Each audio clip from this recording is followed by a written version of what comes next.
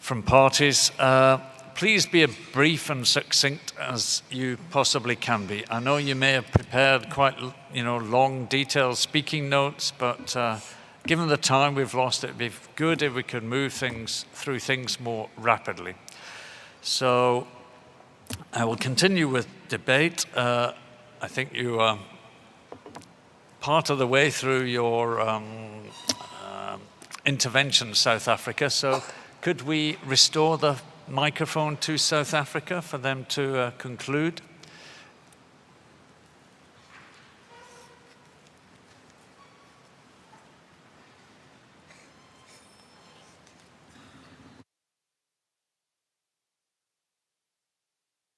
Perhaps if you press your button, South Africa. No, it's not working?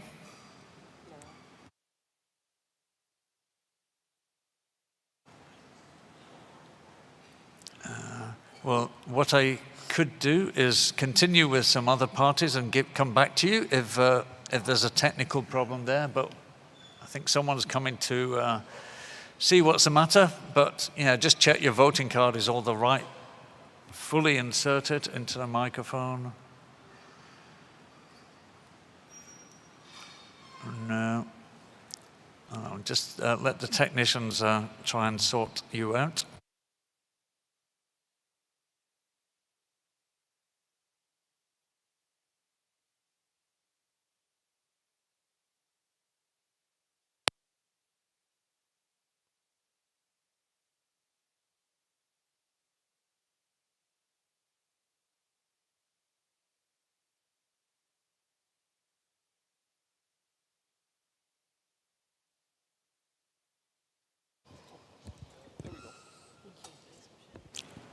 Thank you, South Africa. You have the floor, and you can continue. Thank you. Thank you, Chair. And I will not start from the beginning, but I think it's critical for me to provide some statistics which are very important in the decision-making in relation to this proposal. Analysis of trade records in the CITES trade database show that most of the legal trade in hippo originates from Southern Africa. That is 87% of hunting trophies, 97% of live animals, and 98% of hippo tusks. In this light, it's difficult, therefore, to understand how ending legal trade, which is negligible in the rest of Africa and not an identified threat, will bring about the recovery of declining hippo populations in the region. We have done comprehensive work as a country, and we believe that hippo is well managed. It's a species of least concern, and our scientific authority recently completed a comprehensive NDF for the species, and the assessment concludes that international trade poses a low risk to hippo in South Africa, and the national population is stable. And apart from some poaching in only one nature reserve, there is no evidence of overuse or even illegal trade anywhere in South Africa.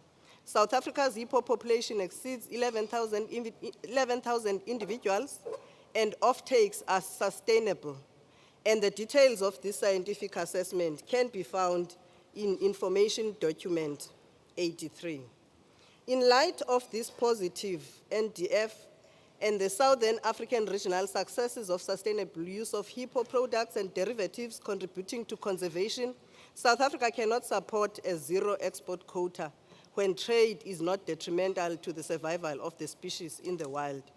Instead, South Africa encourages CITES parties to support those countries that experience national declines in hippos. Interventions should therefore focus on addressing the primary threats of habitat loss and degradation, hippo-human conflict, and climate change through developing and implementing appropriate national management plans. And we stand ready as a country, and I'm sure as a sub-region, to support the countries who are really struggling in terms of their hippo numbers. We submit, Chair. Thank you. Thank you, South Africa. I now give the floor to Zambia, followed by Morocco.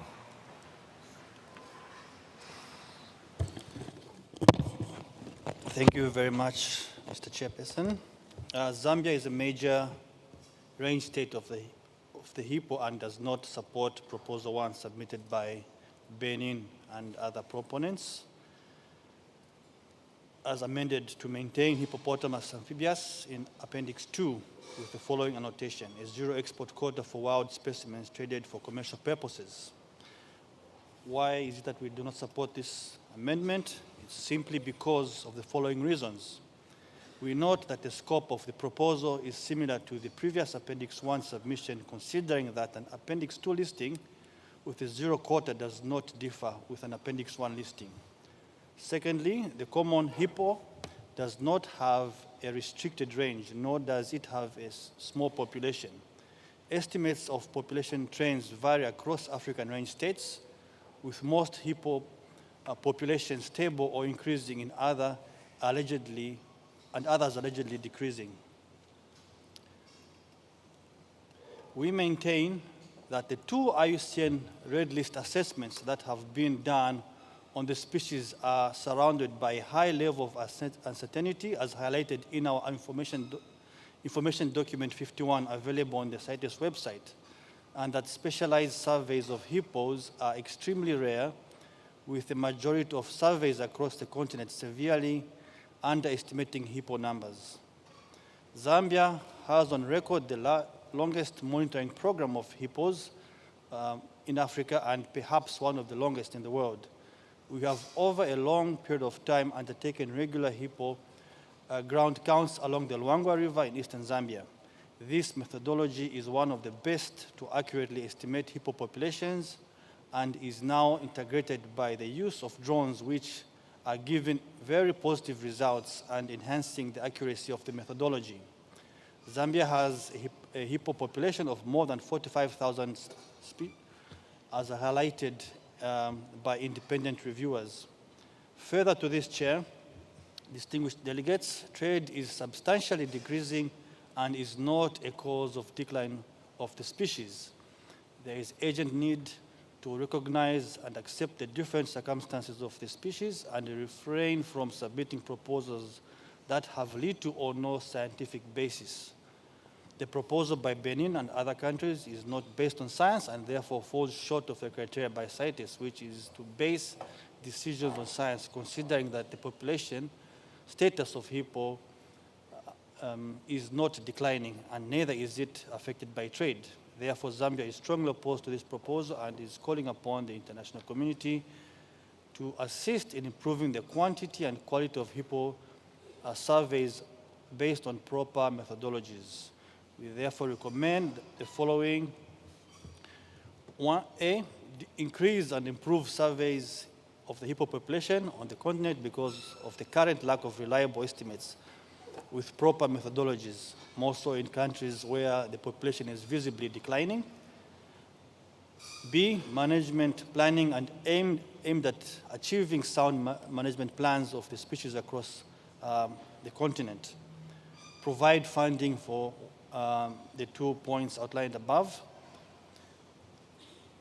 And as outlined by Eswatini and Tanzania split a listing to apply to parties where domestic measures to protect hippo have clearly failed. I submit, Mr. Chairperson.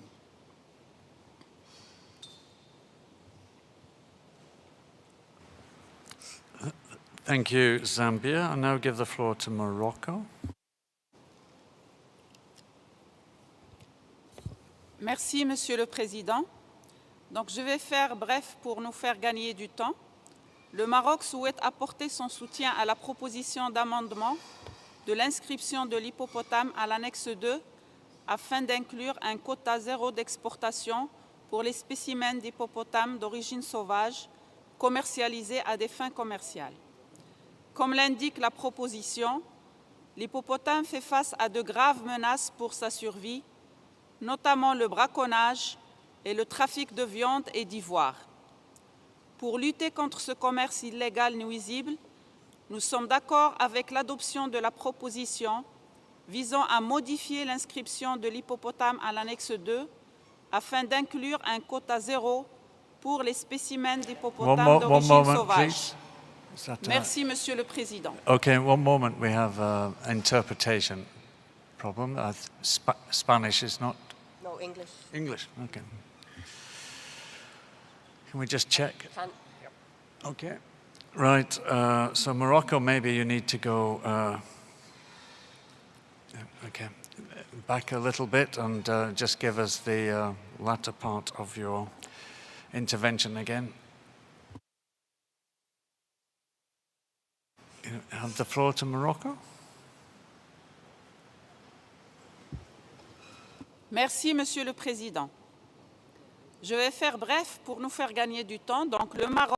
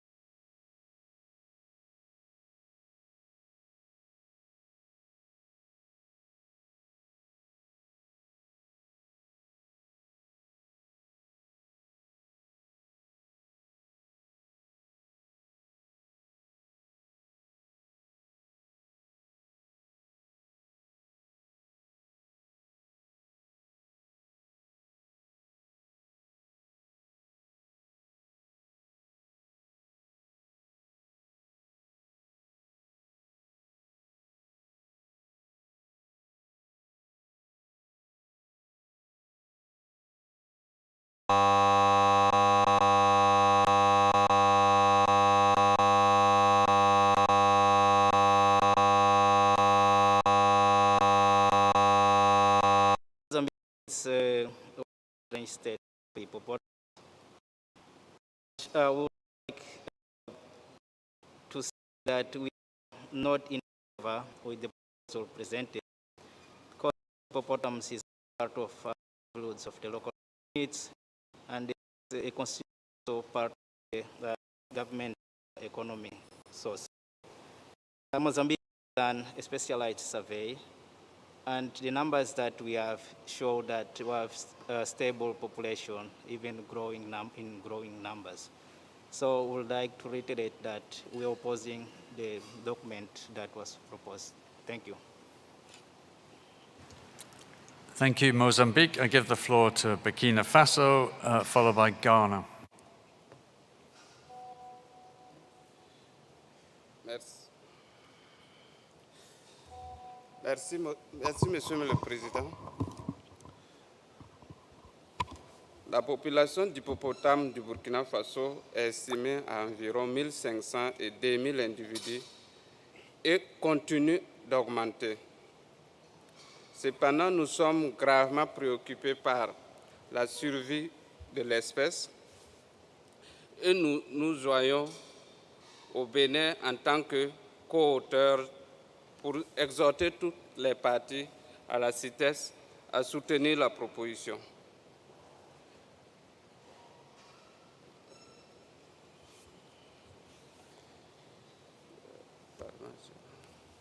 Okay, one moment. We seem to have interpretation problems. It seemed to be working on the top desk here, and we were hearing things fine, but quite a number of people are not hearing English. Is that correct? All right. So I don't know if I see a flag raised over there. I don't know what the interpreter says. Would people? All right.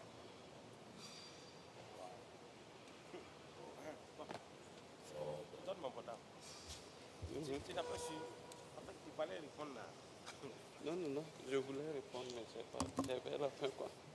Ah non. J'attends que. Non, non.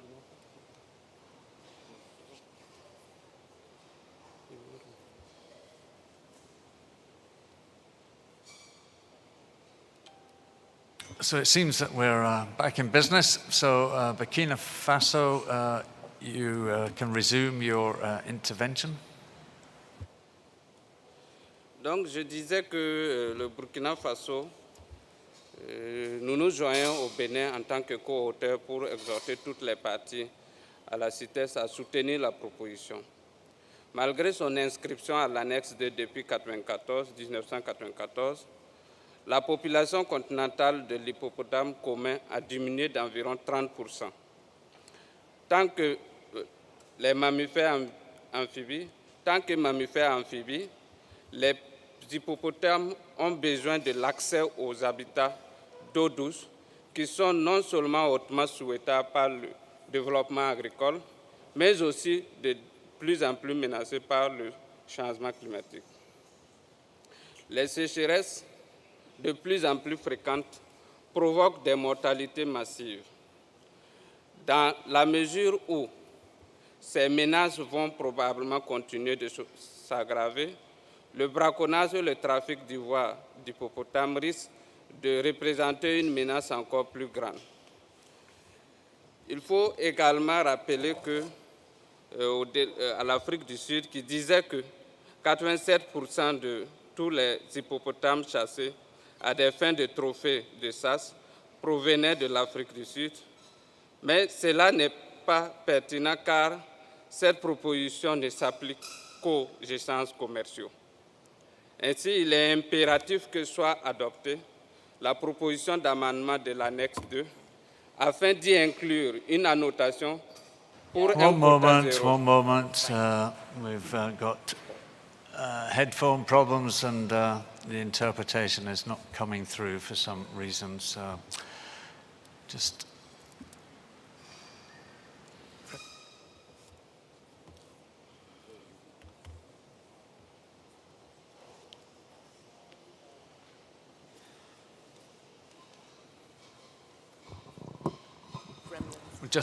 We'll just have to wait a little bit, see if we can resolve this problem.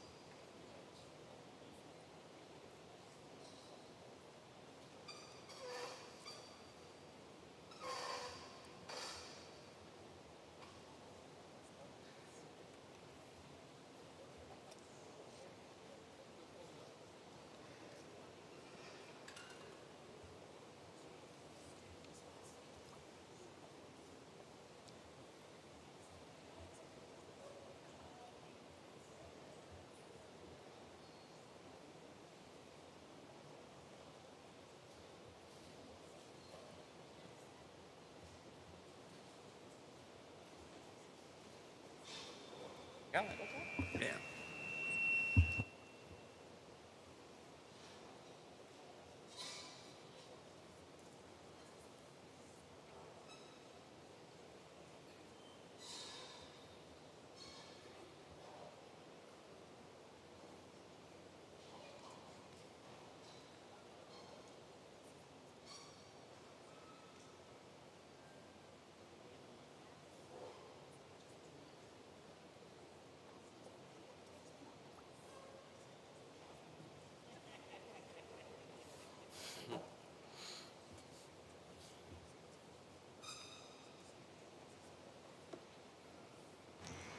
So interpreters, maybe could you give us a test message or something to see if things are working?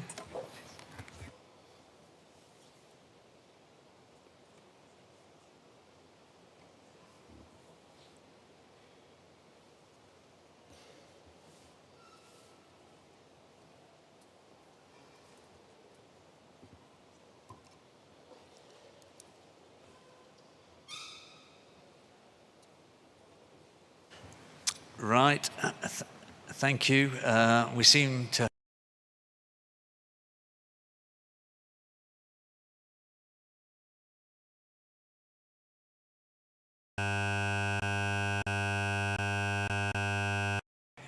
get okay to 6. You'd be delighted to know. So, but nevertheless, I urge you to be as brief and succinct as you can be. So, Burkina Faso, you have the floor. Ok, Monsieur le Président. Donc, désolé pour ce problème technique. Merci. En fait, je voudrais rappeler, le délégué de l'Afrique du Sud disait que 87% de tous les hippopotames chassés à des fins de trophée de chasse provenaient de l'Afrique du Sud.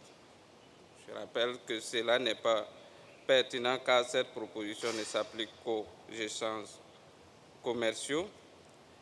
Et aussi, je me permets de rappeler que le maintien de l'hippopotame à l'annexe 2, avec cette annotation, interdirait le commerce à des fins commerciales, mais n'obligerait pas la partie importatrice à délivrer un permis d'importation.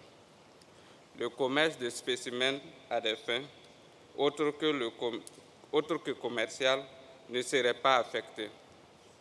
Ainsi, il est impératif que soit adoptée la proposition d'amendement de l'annexe 2 afin d'y inclure cette annotation pour ceci afin que les trafiquants ne puissent pas blanchir les produits d'hippopotame par le biais du commerce légal. Merci beaucoup, Monsieur le Président.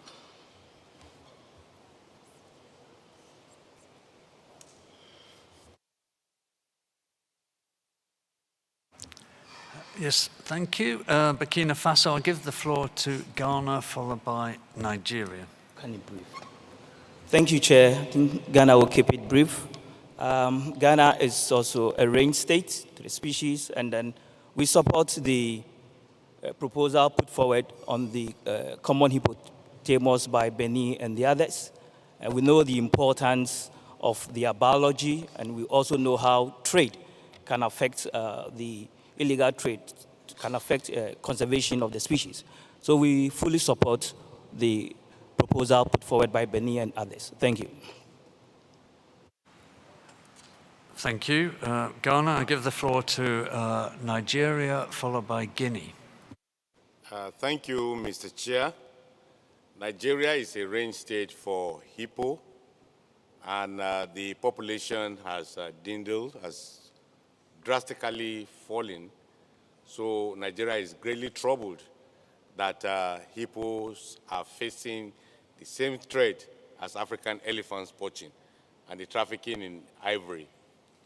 So this destructive trade threatens not only for the security of African continent, but indeed some of its iconic mega fauna. So this problem must be met with coordinated action. Therefore, Nigeria joins the proponents in urging CITES parties to adopt the proposal to amend the Appendix 2 listing for hippo to include the zero export quota for wild-source hippo specimens traded for commercial purposes. This would deprive traffickers of an avenue they are using to get ivory from poached hippos into the legal market. Thank you, Mr. Chair. Thank you, Nigeria. So I give the floor to Guinea, followed by Burundi.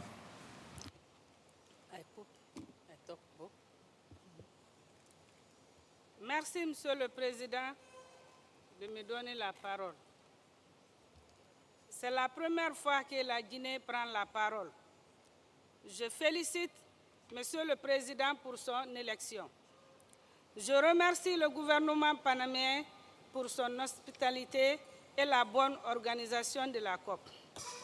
Conformément à l'article 4 de la CITES, le commerce des espèces inscrites à l'annexe 2 de la CITES, comme l'hippopotame, est censé être contrôlé afin de maintenir cette espèce dans toute son aire de répartition à un niveau compatible avec son rôle dans les écosystèmes dans lesquels elle est présente, et bien au-dessus du niveau auquel cette espèce pourrait devenir éligible à l'inscription, à niveau auquel cette espèce pourrait devenir éligible à l'inscription à l'annexe 1. Pourtant, ce n'est pas ce qui se passe avec l'hippopotame commun. Depuis que cette espèce a été inscrite à l'annexe 2 en 1994, la population n'a cessé de décliner. Et aujourd'hui, la plupart des populations nationales remplissent les conditions requises pour figurer à l'annexe 1. En Guinée, la Guinée, en tant que co-auteur de cette proposition, nous n'avons plus que 500 hippopotames et notre population est en déclin. Le commerce légal de l'ivoire d'hippopotame est une menace pour la survie de nos hippopotames. Nous demandons à toutes les parties de soutenir notre proposition, telle qu'amendée, pour mettre fin à ce commerce illégal, et priver les trafiquants d'animaux sauvages de cette route qu'ils utilisent pour blanchir leurs marchandises. Je vous remercie, Monsieur le Président.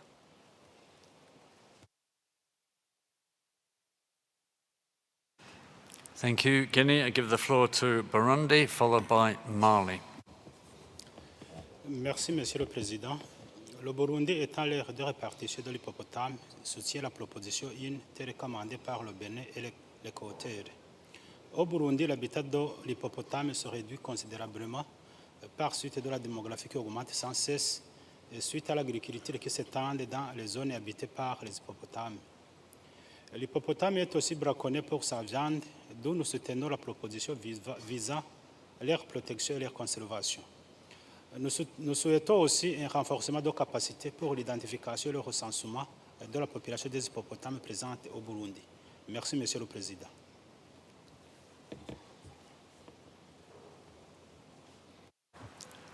Thank you, Burundi. I give the floor to Mali, followed by Namibia.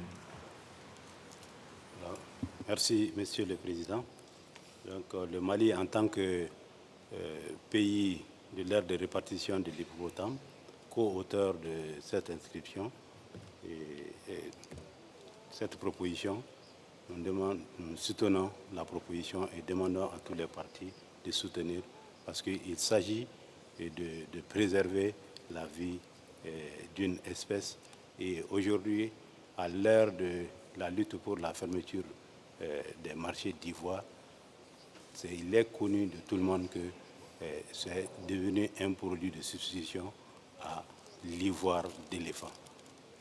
Je vous remercie.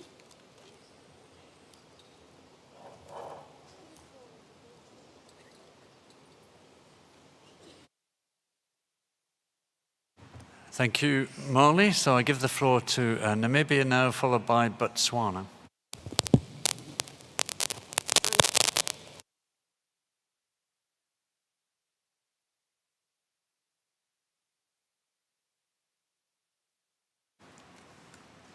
Namibia? You've kind of disappeared. Oh.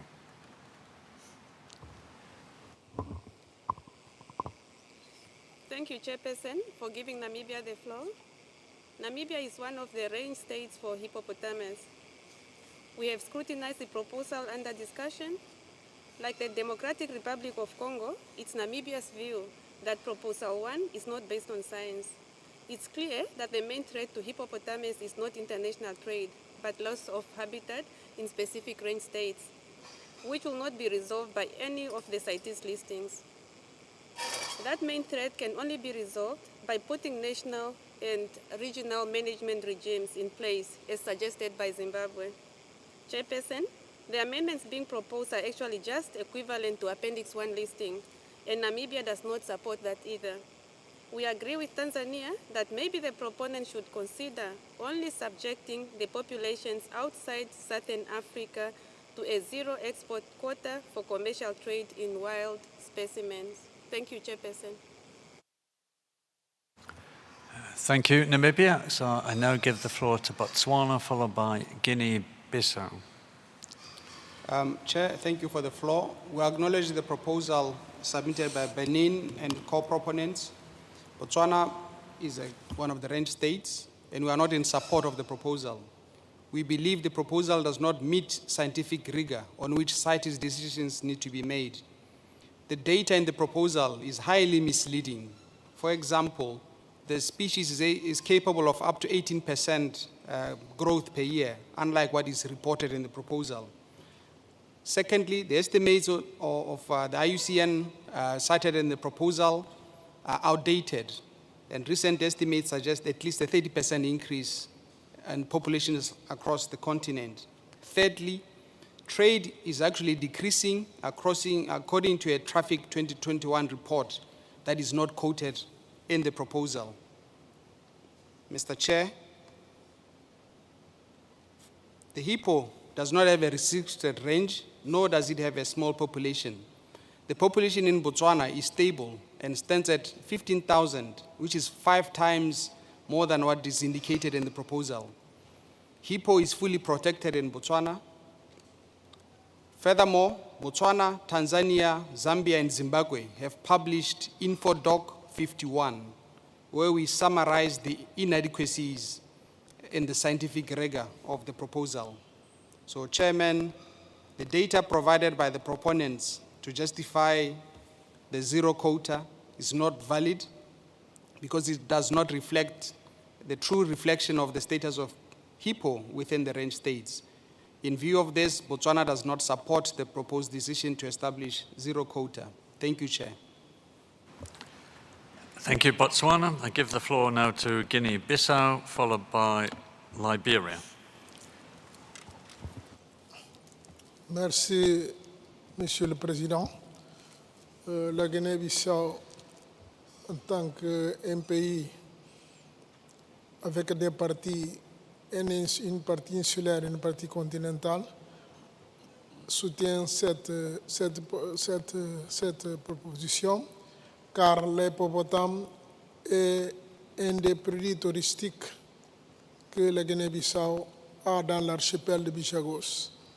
Donc, à ce moment, la majorité de la population d'hippopotames, environ 100 individus, se trouve au niveau du parc national des îles d'Orango, qui est un parc marin. C'est une aire protégée marine de grande importance internationale due à son statut attribué par l'UNESCO comme une réserve de la biosphère. Donc, nous, la Guinée-Bissau, soutient cette proposition et nous demandons aussi à tous les partis à nous joindre dans ce sens. Merci. Thank you, Guinea-Bissau. I give now the floor to Liberia, followed by the European Union. Thank you, Chair. Let me join to align myself with Benin and other countries that have joined together to compile this proposal. And we stand prepared to support the proposal. And there is no animals according to creation that was regarded as troubled animals or in some kind of troubling animals to human beings. It is human being behavior that has caused a lot of wildlife to become more troubling to them. If the habitat is not being disturbed by human beings or being encroached by human beings, no wildlife will get out of the wild to go and attack human beings. So with this proposal, we wholeheartedly support this proposal because it will help us to manage our remaining population of the wildlife of this particular hippo within the wild, because we believe that this has a biological value as well as aesthetic value and socio-economic value to the survival of humanity. So with this, we support the proposal wholeheartedly. Thank you. Thank you, Liberia. I now give the floor to the European Union, followed by Cameroon. Thank you, Chair. I speak on behalf of the European Union and its member states. We acknowledge and share the concerns expressed by the proponents with regard to conservation challenges that hippopotamus faces in several range states. However, the situation of the hippopotamus population is different in different range states. There have been declines in the population in some range states, but in others the population is stable or increasing. Moreover, the international trade is not considered a significant threat to the species, and this trade has remained stable or declined over the last 10 years. And the main exporters of hippopotamus specimens are from Eastern and Southern Africa, where many national populations appear to be stable or increasing in numbers. Chair, this is what data and science tell us. We have actually heard a number of range states opposing this proposal. We therefore oppose imposing a mandatory zero export quota for commercial purposes for those range states in which the populations are stable or growing, unless these range states agree. We therefore suggest to establish zero quotas for the proponent countries and for those other range states who consider that such establishment of a zero quota would be supportive of conservation efforts. At the same time, we strongly encourage all range states to set sustainable quotas based on recent population data. We also consider that it would be useful to improve reporting on trade, in particular with regard to the number of harvested individuals. We propose that the COP adopts a set of decisions in that regard. We would be happy to work with range states in preparing such decisions, and we have available some language that could be used as a starting point. We would be happy to provide it to you, Chair, to the room. We have heard that other parties have also proposed us on decisions, so we would be ready to discuss in a small drafting group if needed. Thank you very much, Chair.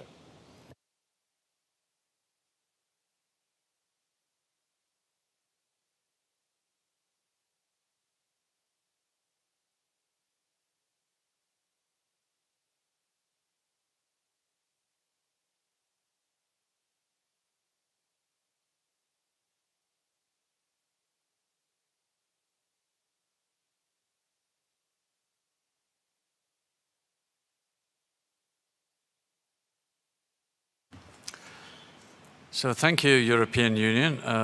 So we heard your suggestions. Clearly you're suggesting that zero quota should just be for the proponent countries and maybe some others. But I don't think that's specific enough to be a formal amendment, unless you intended it as such. And you also suggested that you'd be happy to work with countries on draft decisions, and as you say, other parties have alluded to that as well. So I'll come back to that at the end. But just to clarify, are you proposing, you have the floor, EU? Yes, thank you very much. I'm sorry for not being clear. So what we are proposing is a set of decisions that set zero quotas for those proponent countries on those who believe this is needed, and decisions also on the issue of reporting on trade. So the decisions would cover these issues.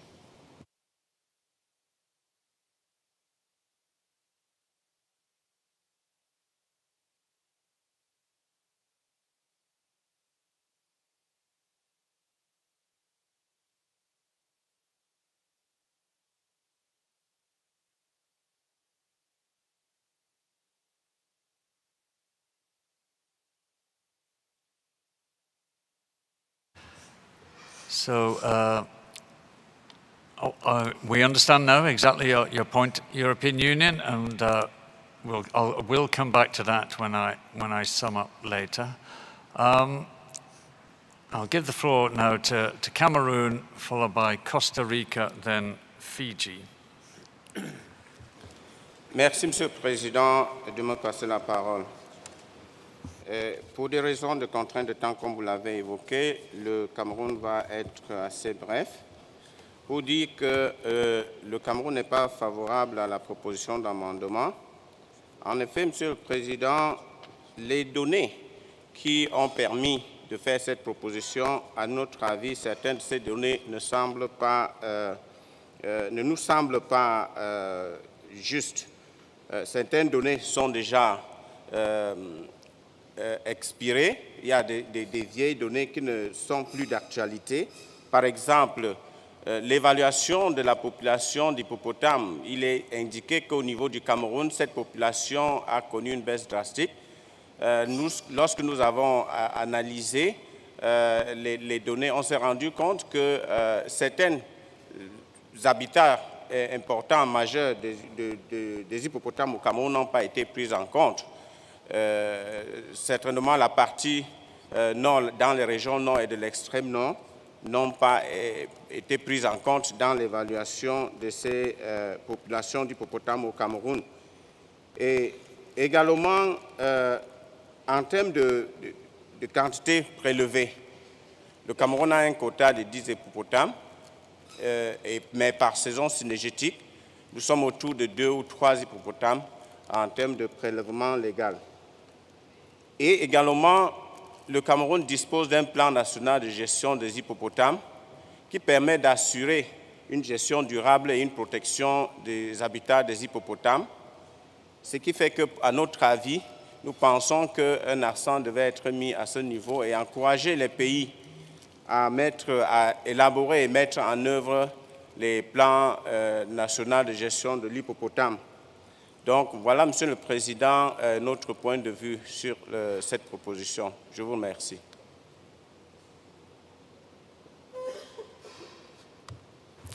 Thank you. Cameroon, give the floor to Costa Rica, then Fiji. Muchas gracias, señor presidente. Costa Rica hace esta intervención en nombre de Guatemala, Uruguay, Perú, Belice, Panamá, Paraguay, Chile, República Dominicana, Honduras, Argentina y El Salvador. Queremos felicitar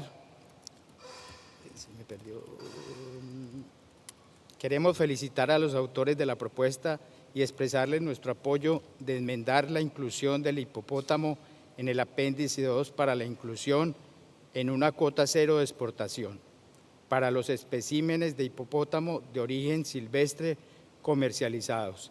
De la propuesta se desprende claramente que las poblaciones de hipopótamo salvaje están en declive y se enfrentan a muchas amenazas. Creemos que la adopción de la propuesta podría ayudar a abordar una de las amenazas para el tráfico de marfil de hipopótamos que está declinando sustancialmente la supervivencia de la especie. Por eso apoyamos como región de los países e instamos a las demás partes a apoyar la propuesta. Muchas gracias, señor presidente.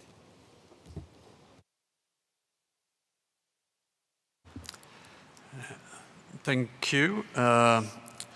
Costa Rica, I give the floor to Fiji, and I have Senegal on my list. I haven't forgotten about you, but so Fiji, you have the floor.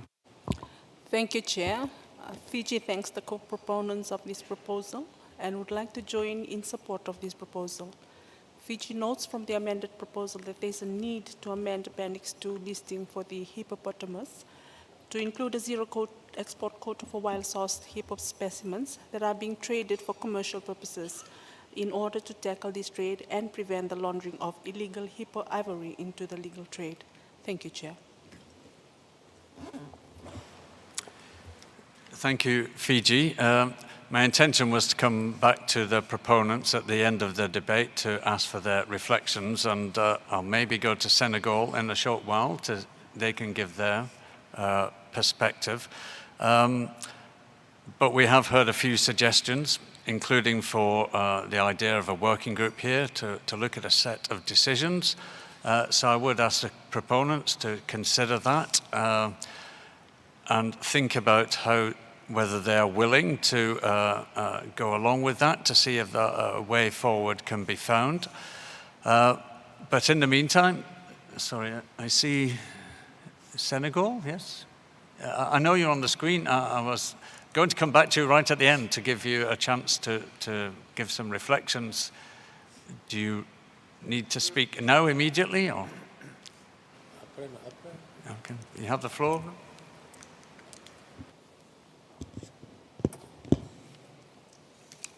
Merci beaucoup, Monsieur le Président, de nous avoir donné la parole. Je voudrais, à l'entame de mon propos, avant d'aller plus loin, par rapport à la proposition de l'Union européenne, nous, les pays co-auteurs, nous nous opposons à la mise en place d'un groupe de travail et également nous nous opposons à une proposition scindée. Nous voulons soumettre au vote la proposition que nous avons, la première proposition que nous avons soumise avec l'amendement 0. Je pense que c'est clair. Et je voudrais, avant aussi de vous redonner la parole, dire que tous les partis qui sont intervenus ont mis l'accent sur les menaces qui agissent en combinaison sur les hippopotames. Que ce soit la sécheresse, les prélèvements humains, la perte et la dégradation de l'habitat, les maladies, les changements climatiques, tous agissent ensemble sur les populations d'hippopotames pour réduire la survie et la reproduction de cette espèce. À cela, il faut ajouter le commerce de substitution de l'ivoire de l'éléphant par celui de l'hippopotame. Monsieur le Président, aujourd'hui, la plupart des aires de répartition sont devenues des zones instables, conflictuelles, avec des rébellions qui augmentent les risques de braconnage et également le commerce illégal. C'est pourquoi, Monsieur le Président, l'inscription fractionnée, c'est-à-dire l'octroi de différents niveaux de protection CITES à différentes populations nationales d'une espèce doit être évitée en raison des problèmes d'application qu'elle crée. En outre, cela ne permettrait pas de résoudre le commerce illégal qui est le problème que la proposition cherche à résoudre. Monsieur le Président, la nécessité de maîtriser les populations d'hippopotames dans les pays où les populations sont en augmentation ne donne pas le droit de massacre de cette espèce menacée pour seulement alimenter un commerce illégal d'ivoire. C'est pourquoi, Monsieur le Président, les partis je demande et je exhorte les partis à voter pour cette proposition d'amendement avec quota 0 pour assurer la survie durable de l'hippopotame. Et je pense qu'aujourd'hui, des hippos ont disparu dans plusieurs pays et nous ne voulons pas que ces situations se reproduisent. Dire par exemple que nous avons des populations en augmentation, ça nous donne le droit de continuer à commercer illégalement les spécimens d'hippopotames. Je pense que l'exemple de l'éléphant est là. On avait fait une proposition scindée. Au finish, qu'est-ce qu'on a fait? On a interdit le commerce de l'ivoire parce que la proposition scindée n'a pas été un résultat positif. Et nous ne voulons pas aller vers cette proposition scindée entre l'Afrique australe et l'Afrique de l'Ouest, centrale et de l'Est. Nous voulons une seule proposition et nous demandons au président, comme par rapport à l'incident qui s'est produit tout à l'heure, on a beaucoup discuté, on a beaucoup échangé Et nous savons qu'aller à un groupe de travail ne va pas résoudre le problème. Nous demandons à aller directement au vote pour évacuer cette proposition-là. Merci, Monsieur le Président.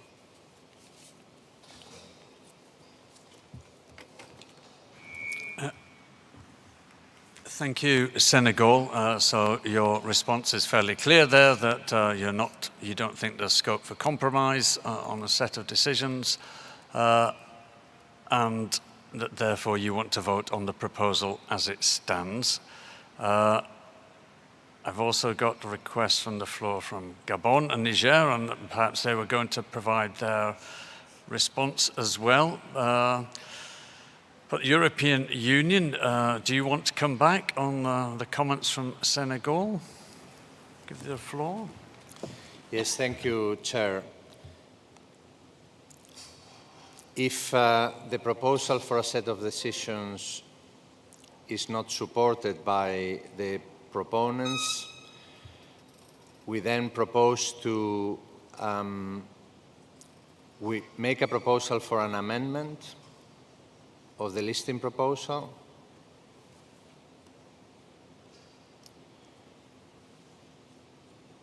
To set a zero export quota for wild specimens traded for commercial purposes for the populations of the list of countries that are proponent. This way, we ensure that the concerns as regards the conservation of the hippopotamus in these range states are taken into account. And if this proposal doesn't gather consensus by the parties, we ask for it to be voted. Please, thank you. Thank you, EU. You've made and the list of parties is now starting to grow, but you made a formal amendment proposal, and so we will address it under Rule 25.5. I'll give the floor to some of the other co-proponents for their responses. I know other parties are asking for the floor. I'll go first to Gabon and Niger, and I think, really, if you could be very brief, because I think we're at a situation where there is one amendment proposal. There doesn't seem to be scope for compromise. We need to look at this amendment proposal under Rule 25.5, and the compromise of having a working group and decisions doesn't seem to be acceptable. But so Gabon and Niger as co-proponents, and I see others all coming in. I don't want to prolong this debate now in particular, because it seems to me there's only one way to resolve this issue on the floor. But Gabon, you have the floor. Merci, Monsieur le Président. Effectivement, nous avons passé beaucoup de temps sur cette question et il est temps d'arriver à une conclusion. Aussi, je vous remercie pour la conclusion que vous avez faite concernant le fait qu'on n'ait pas de consensus sur cette question. Et j'abonde dans le sens du Sénégal qui a fait une intervention très éloquente. Donc je n'aurai pas grand-chose à dire, si ce n'est de dire que nous rejetons la création d'un groupe de travail, tout comme nous rejetons la proposition d'amendement que l'Union européenne vient de faire. Je vous remercie.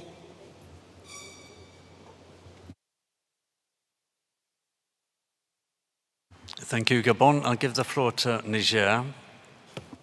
Merci, Monsieur le Président. Le Niger, en sa qualité de co-auteur par rapport à cette proposition, où nous avons beaucoup échangé entre nous durant plusieurs mois. Vous savez, cette espèce est dans une situation critique dans le complexe WAP partagé entre le Bénin, le Burkina Faso et le Niger, qui d'ailleurs, ce complexe a été soutenu depuis plusieurs années par l'Union européenne à travers 3 programmes et régionaux, et avec de gros financements sur notamment les espèces emblématiques comme l'hippopotame et l'éléphant. Aujourd'hui, le constat est amer. L'hippopotame se trouve dans une situation critique. notamment à travers tout ce qui, mon collègue du Sénégal a rappelé, et les menaces d'importance, le conflit, la fragmentation de son habitat et encore ce qui est crucial, c'est que la situation d'insécurité et menace cette espèce. C'est pour dire que, franchement, le Niger soutient cette proposition telle que précisée par le Sénégal. Merci. Thank you. So it's very clear to me that enough of the proponents do not wish to look for a different way forward and want the proposal put to a vote.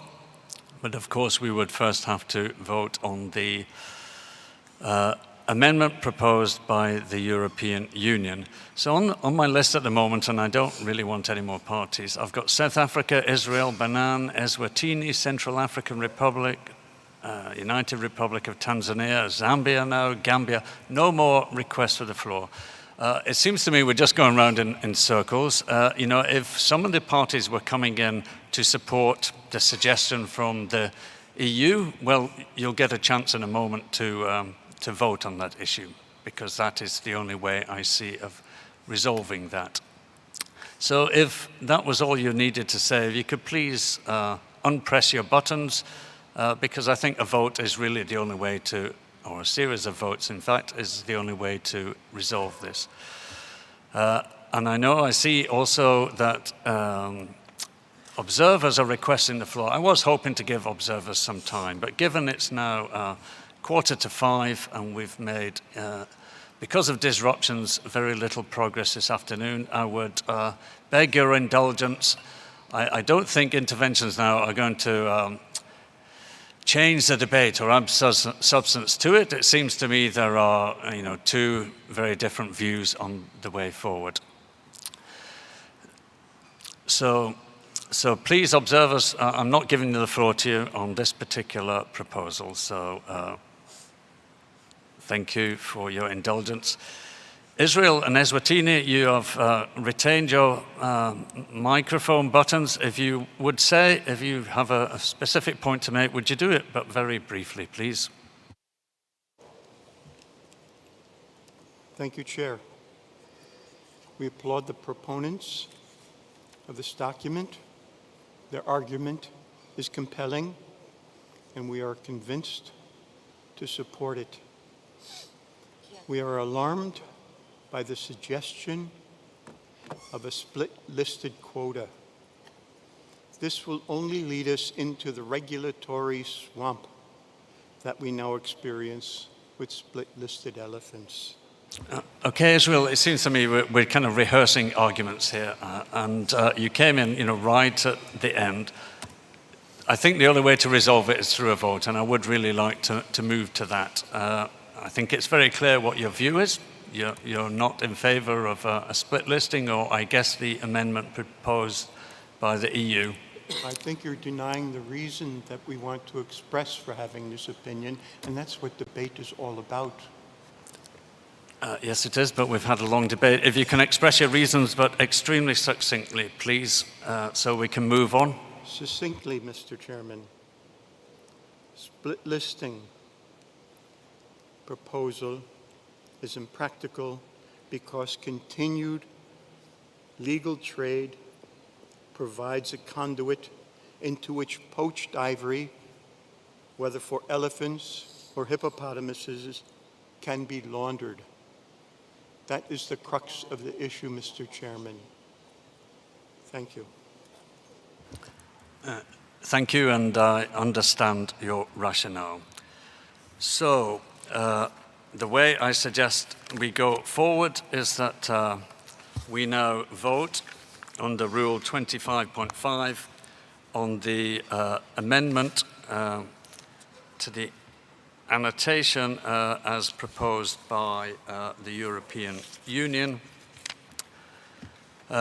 which would amend the current proposal, which reads a zero export quota for wild specimens traded for commercial purposes for the populations of and then we would list the proponent countries. So Benin, Burkina Faso, Central African Republic, Gabon, Guinea, Liberia, Mali, Niger, Senegal, and Togo.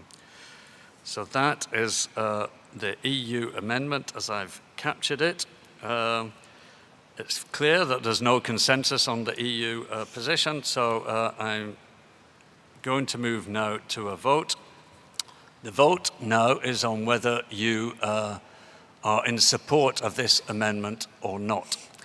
And if the vote is a positive one and meets a 2/3 majority, then the original proposal shall supersede the original proposal. We would then have to vote on an amended proposal.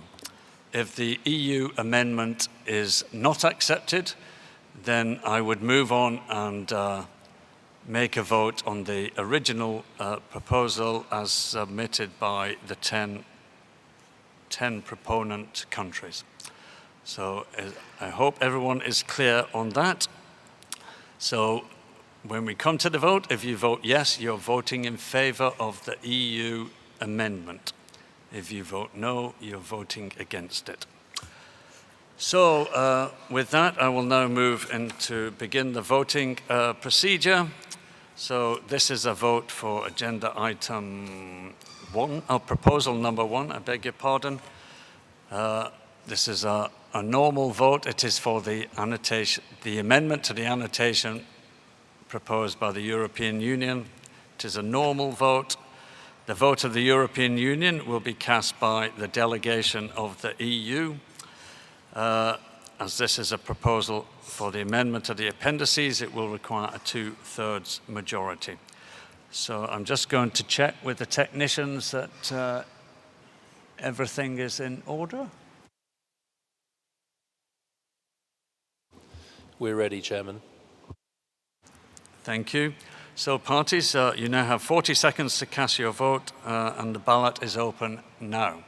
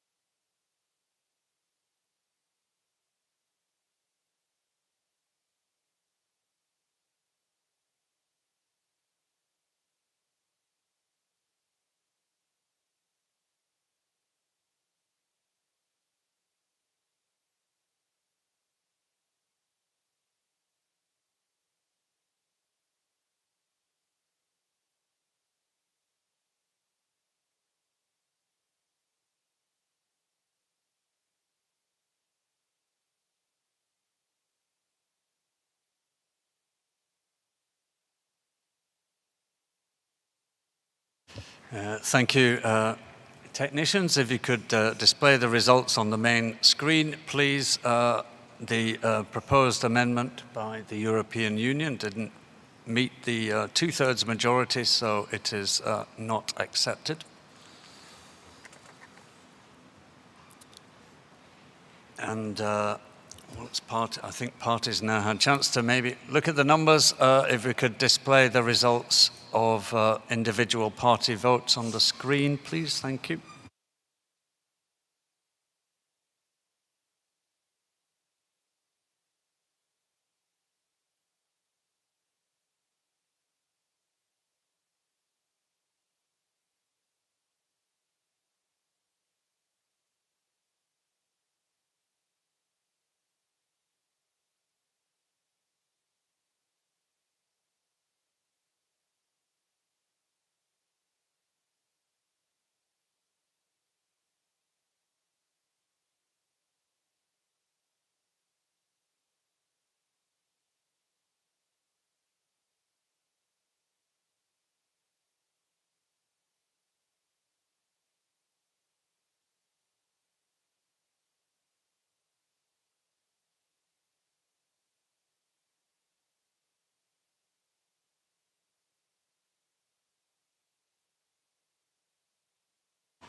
I think we've had a full cycle of votes, so we can remove that from the screen now. As the EU suggested annotation was not accepted, we now move on to vote on the proposal as originally submitted by excuse me, the 10 proponent countries. So we now move to vote on proposal number 1. And of course, if you vote yes, you are voting in favor of the proposal as it originally stood, and if you vote no, you're voting against it. So just to begin the voting procedure, we've got everybody at their seats, I think. So this is a vote on proposal number 1. It's a normal vote, and the vote of the European Union will be cast by the delegation of the EU. And this is a proposal for the amendment to the appendices, so it requires a 2/3 majority. And I'm just going to check with the technicians that everything is in order. We're ready, Chairman. Thank you. Thank you. So parties, you have 40 seconds to cast your vote, and the ballot is open now.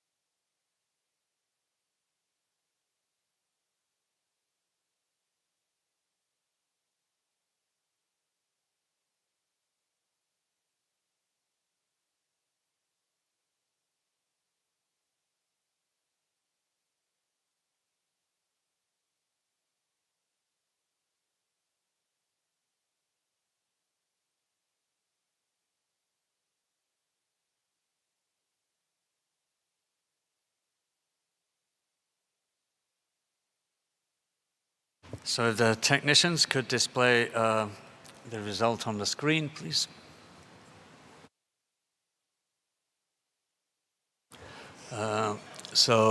This proposal number 1 did not meet the 2/3 majority, so it is not adopted by this committee as a recommendation to plenary. So thank you all for your time and comments on that proposal.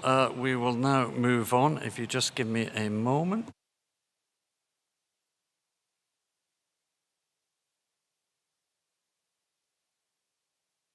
I always forget. And I always forget to ask the technicians to show the individual party votes. So they're now up in front of you. Thank you.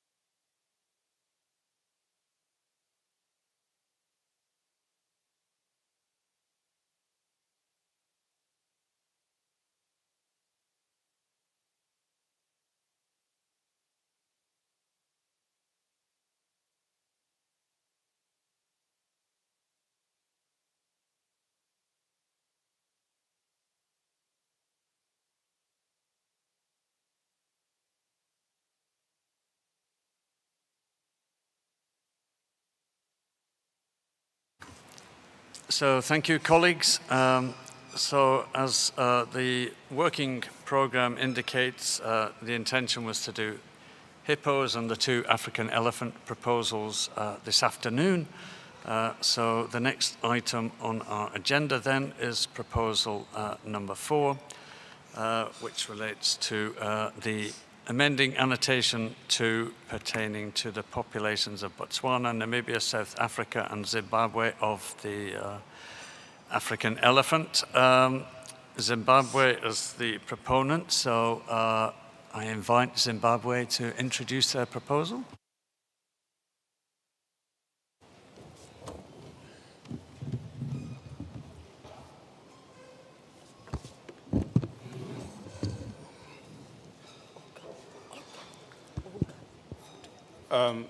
Chair, thank you, Chair. Chair, Zimbabwe is honored to introduce CoP19 Proposal 4, titled Amendment to Annotation 2, pertaining to the elephant populations of Botswana, Namibia, South Africa, and Zimbabwe. The populations of Botswana, Namibia, South Africa, and Zimbabwe of Loxodonta africana are included in Appendix 2 with an annotation. This proposal, level 6, to largely amend annotation 2 in relation to the populations of the 4 countries by deleting elements of the annotation that are obsolete.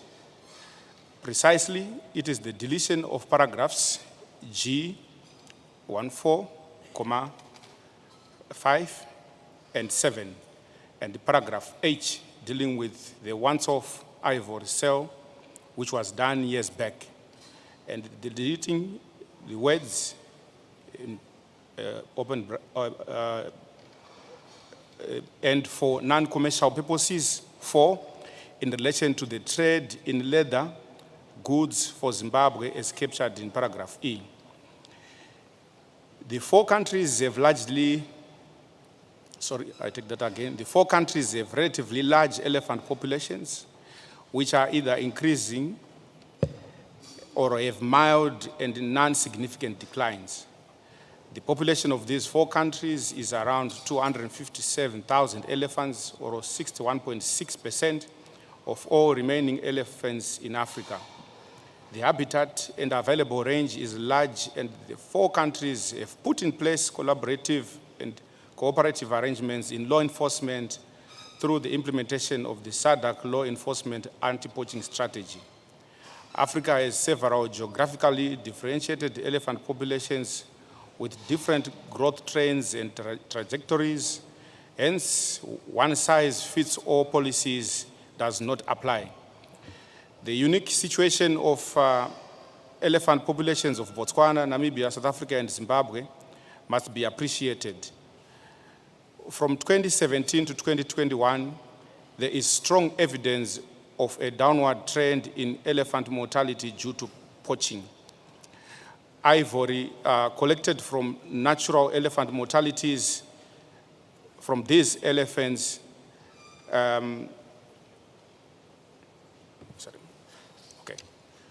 Ivory collected from natural elephant mortalities and from those elephants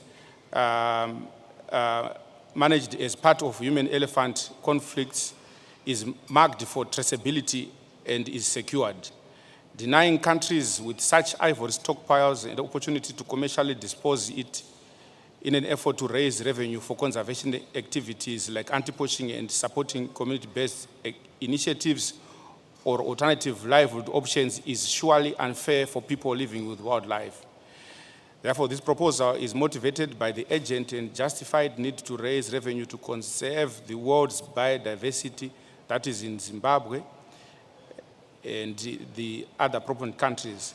Zimbabwe is willing to work on further precautionary measures as guided by the COP and the CITES Secretariat.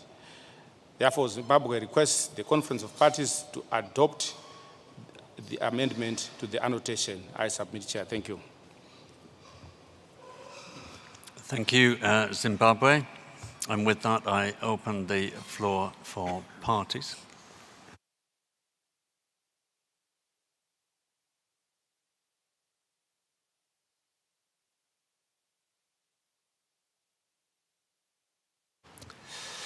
So I begin by giving the floor to Benin, followed by the Democratic Republic of the Congo.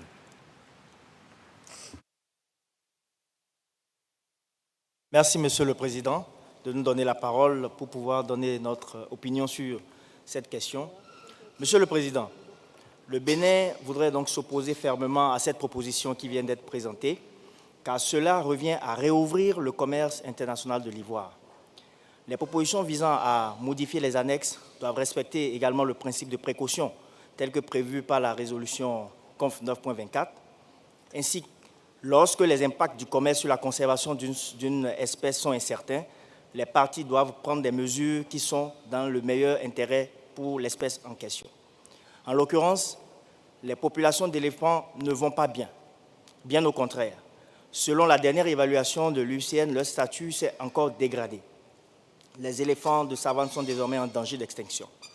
Par ailleurs, l'expérience a montré que les ventes en une fois, dont la dernière, je pense, remonte à 2008, ont stimulé la demande et aggravé le braconnage, et donc le déclin de l'espèce de toute l'Afrique.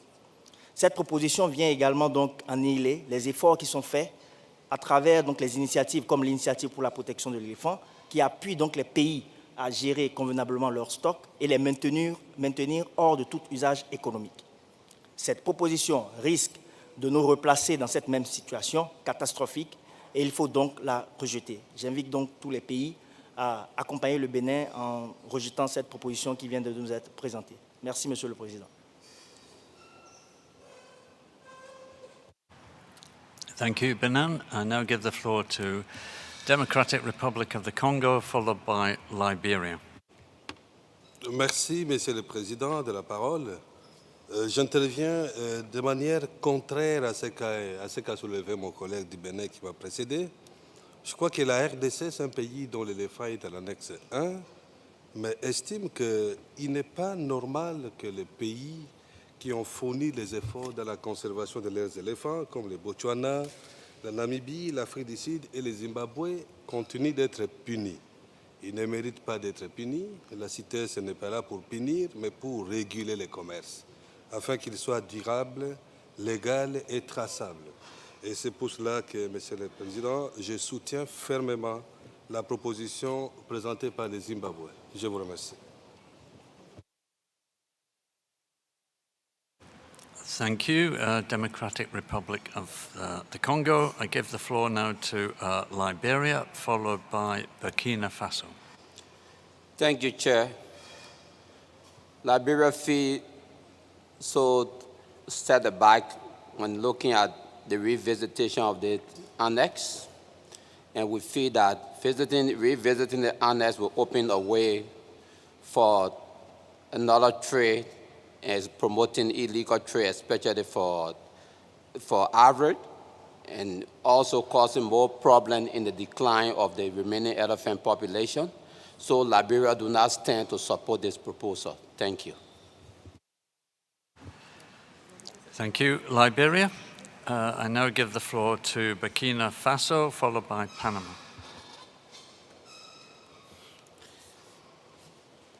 Merci, Monsieur le Président.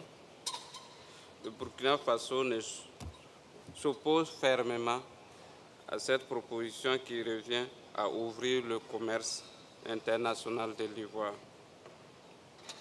Les propositions visant à modifier les annexes doivent respecter le principe de précaution tel que prévu par la résolution CONF 9.24, révision COP19.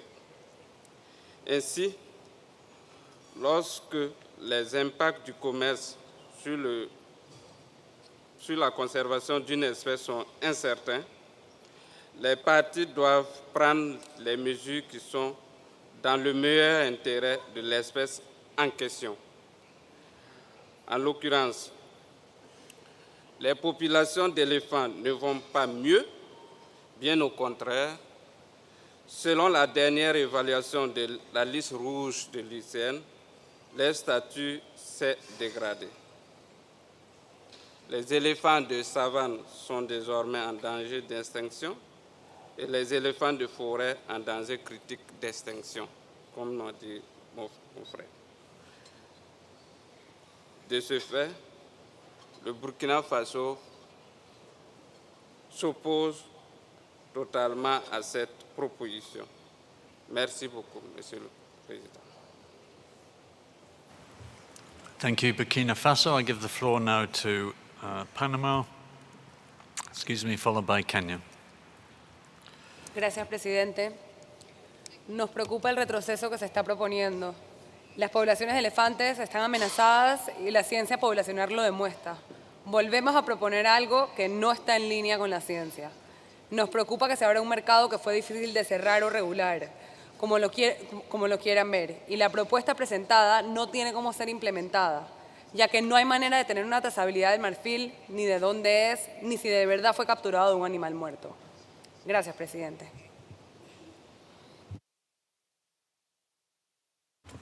Thank you, Panama. I now give the floor to Kenya, followed by Eswatini. Thank you, Chairman. Chairman, we appreciate the elephant conservation efforts by the proponent of this proposal, and that their population is growing. Chairman, Kenya is a range state and also have a growing elephant population. Since the international ban in 1989 in ivory trade in 1989, we have seen Kenyan's population grow from 16,000 in 1989 to the current population, 36,280. Mr. Chairman, this submission was also done at CoP19, and the Conference of Parties rejected this proposal. Repealing the annotation means the Southern African countries will revert to full Appendix 2. The current red listing by IUCN has categorized African savanna elephants as endangered and the forest elephants as critically endangered. We have done 2 experiments on allowing ivory cells, and this one of cell has been linked to spikes in poaching, according to Mike report in 2021, and subsequently impact on illegal trade of elephant ivory as they are closely linked. This proposal, therefore, if this COPS approves it, it will undermine the current trend to close global ivory market, with the largest market closed at COP18, the China market, and it will also lead to ivory laundering and spike in elephant poaching. We therefore strongly oppose the suggested amendments to the annotations as they currently are, and I request the Conference of Parties to oppose this proposal.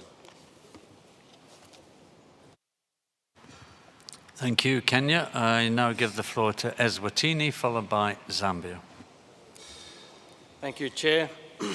Unsurprisingly, I would like to state that moratoriums have proven to be problematic and have not served to benefit the broader conservation of species in many instances when they are implemented, and more especially with animals that have high impacts with communities and the people that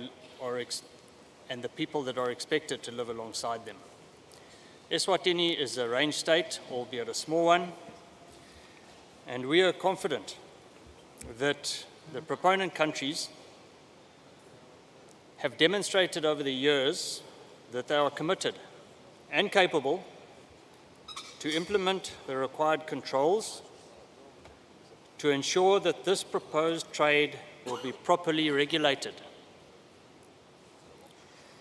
Many of the same issues expressed in the Hippo proposal, number 1, are also relevant here, with similar geographical divides, as well as benefits to conservation and communities. And for the sake of time, I'll not go into those.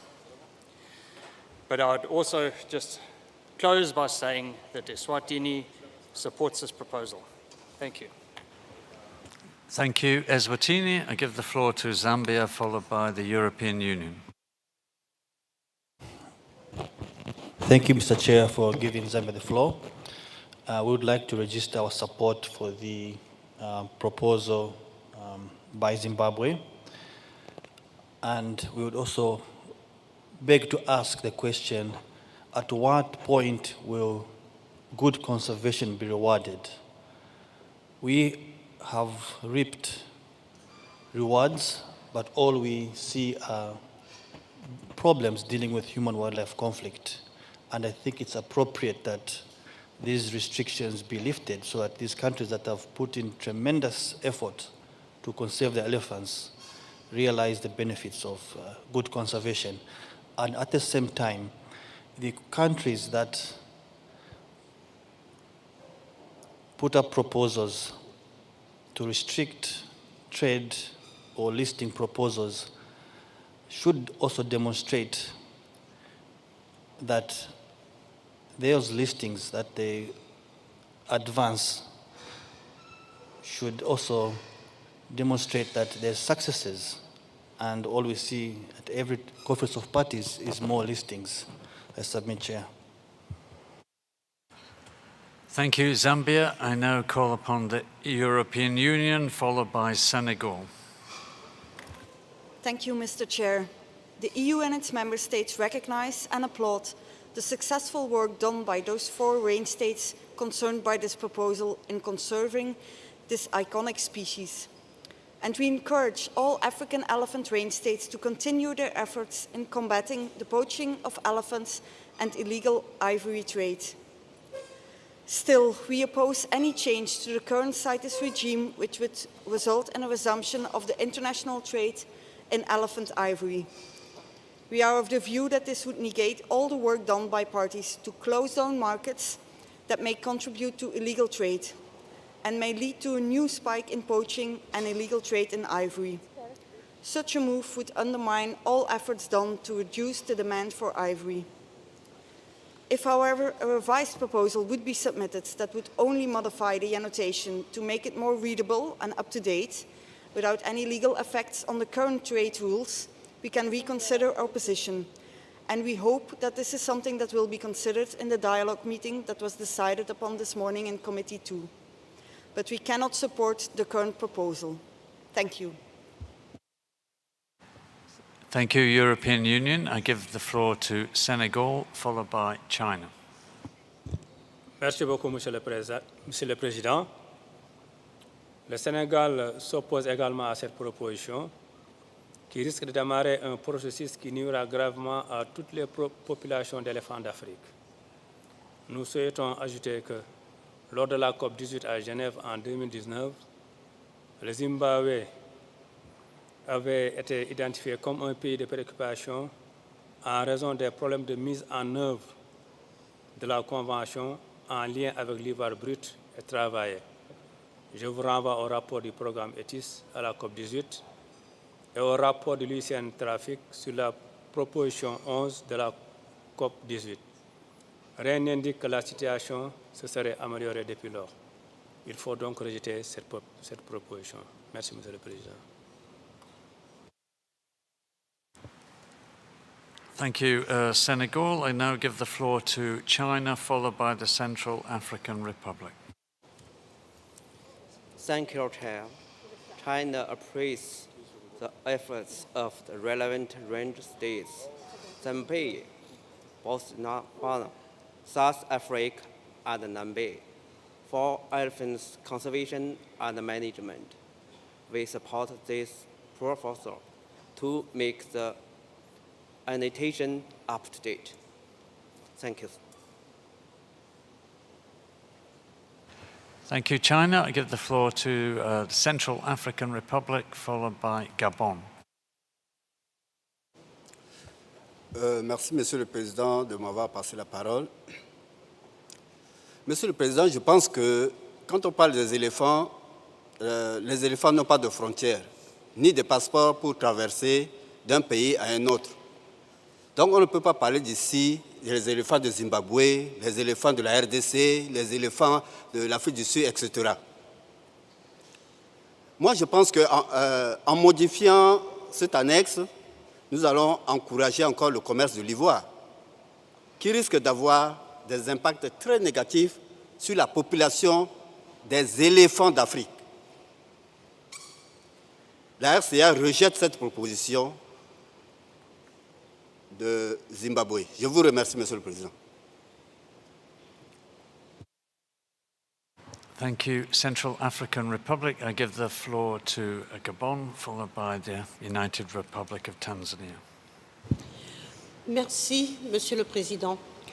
Le Gabon s'oppose à toute proposition visant à reprendre le commerce de l'ivoire en raison du fort risque d'augmentation des niveaux de braconnage à travers l'ensemble des pays de l'aire de répartition des éléphants. Selon les dispositions stipulées dans l'annexe 4 de la résolution CONF 9.24 REV COP17, les propositions visant à modifier les annexes doivent se conformer aux principes de précaution. L'éléphant est une espèce transfrontalière et migratrice, comme l'ont dit le prédécesseur de la République centrafricaine. La liste rouge de l'UICN estime que l'éléphant de savane est en danger et que l'éléphant de forêt est en danger critique d'extinction. Leur protection internationale doit être maintenue et même renforcée.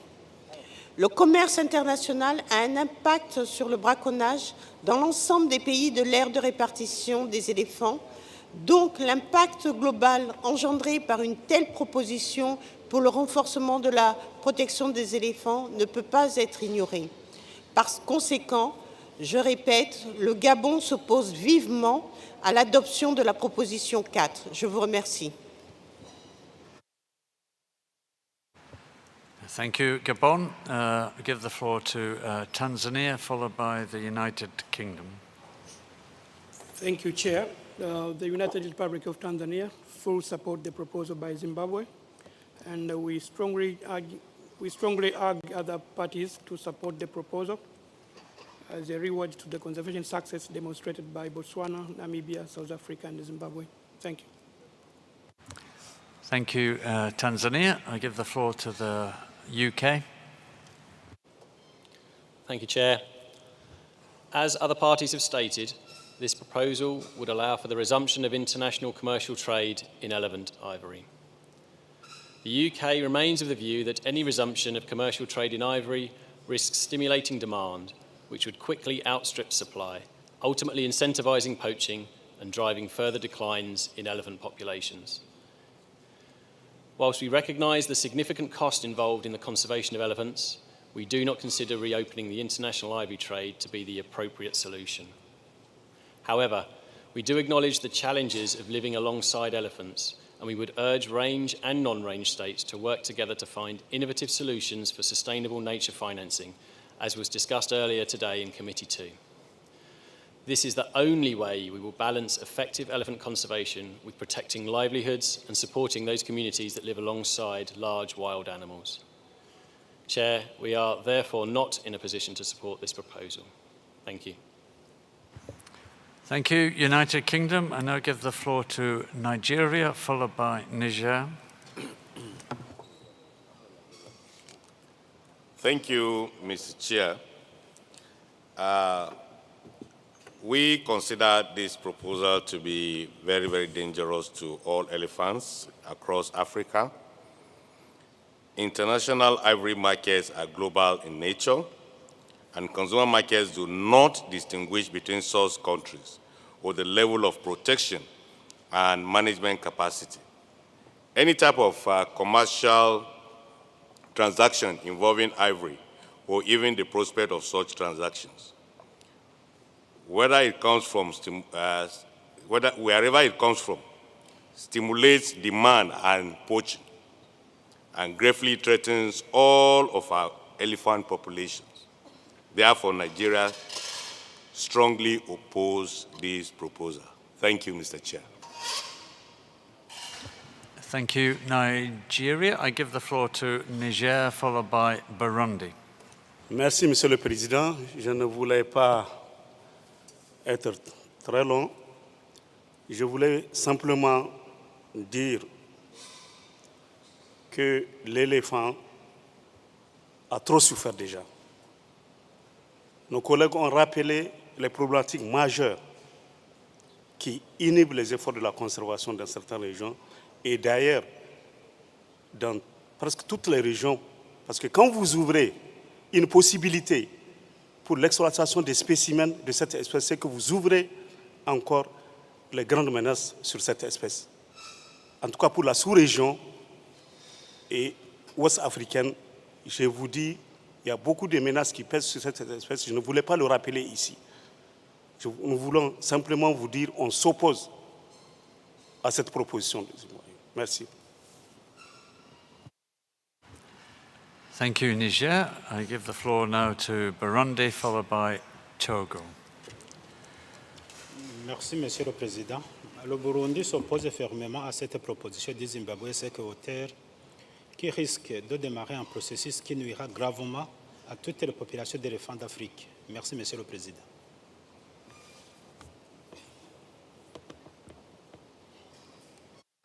Thank you, Burundi. I now give the floor to Togo, followed by Namibia. Merci, Monsieur le Président. Les préoccupations des pays, le Niger, le Burkina Faso, le Gabon, vont dans la droite ligne que celle du Togo. Et pour cela, le Togo s'oppose vivement à cette proposition. Je vous remercie.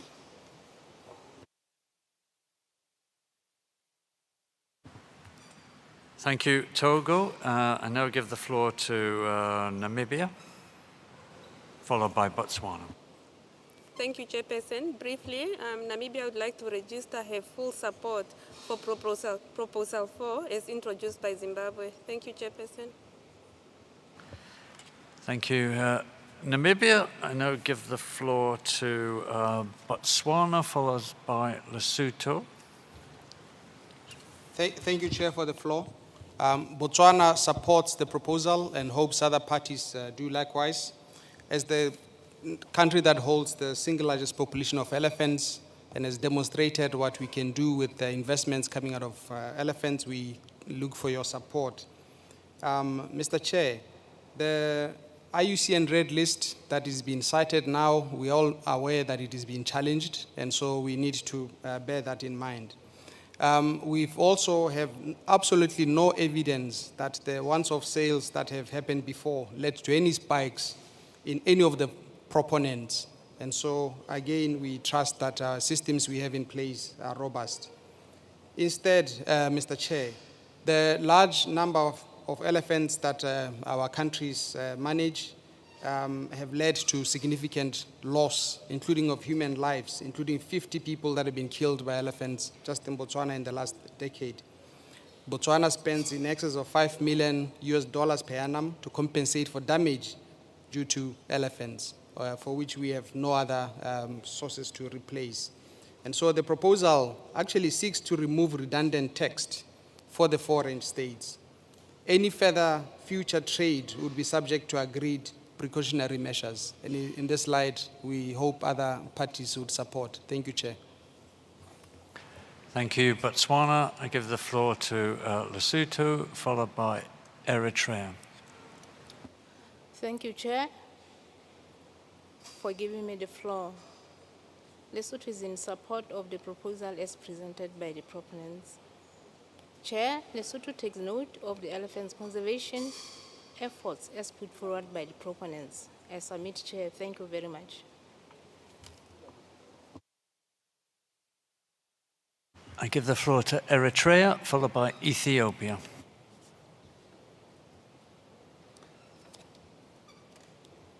Thank you, Chair.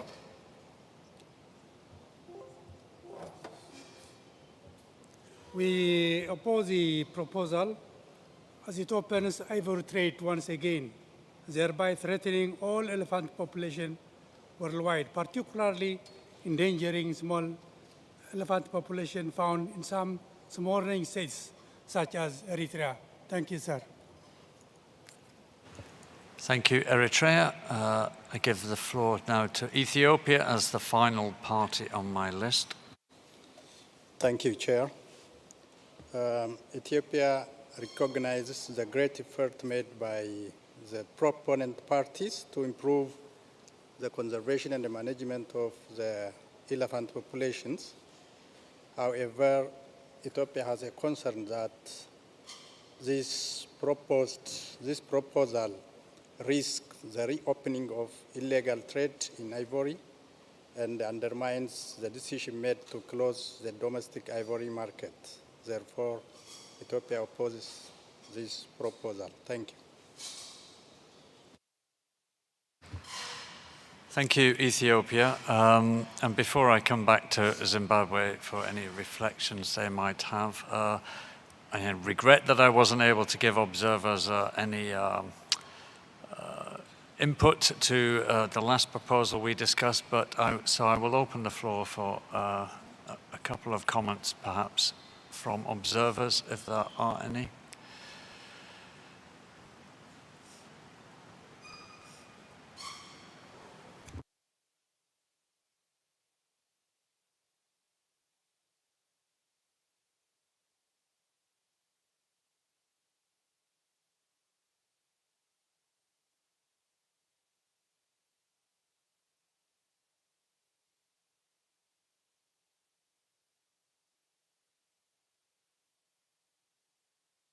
Okay, I will give the floor to IUCN, then IAW, then IWMC, and I will close the list for observers there. Thank you, with your indulgence. Thank you, Chair. The IUCN would like to respectfully correct the statement by Botswana that did not accurately reflect our work to assess the African savanna elephant on the IUCN Red List. Our published and reviewed assessment determined that the species is endangered, and when petitioned, it maintained the endangered category. So we just want to put that in record, that yes, there was a challenge, it was resolved, and the African savanna elephant is still maintained as endangered. Thank you, Chair. Thank you, IUCN. So I'll now give the floor to IAW. You have the floor. Thank you, Mr. Chair. As this is the first occasion for IAW to take the floor, we'd like to congratulate the government and people of Panama for hosting this meeting, and to congratulate you on your election to chairing this committee. Mr. Chairman, the way we read this, the African elephant populations of Botswana, Namibia, South Africa, and Zimbabwe are not small. They do not have a restricted distribution, and they are not undergoing a marked decline. Put simply, they do not meet the biological criteria that this convention has adopted for including in Appendix 2. Indeed, the proponents should be supported for their continued efforts to protect elephants, and in the face of NGO-led opposition, recognised for asserting their right to use their natural resources. In supporting this proposal, Mr. Chair, we would request Zimbabwe to elaborate how it will include satisfactory precautionary measures and clarify how any future trade in registered government-owned raw ivory would be conducted, regulated and enforced. Thank you, Mr. Chair. Thank you. IAW, I give the floor to IWMC. Thank you, Chair. I'd just like maybe to ask 3 questions.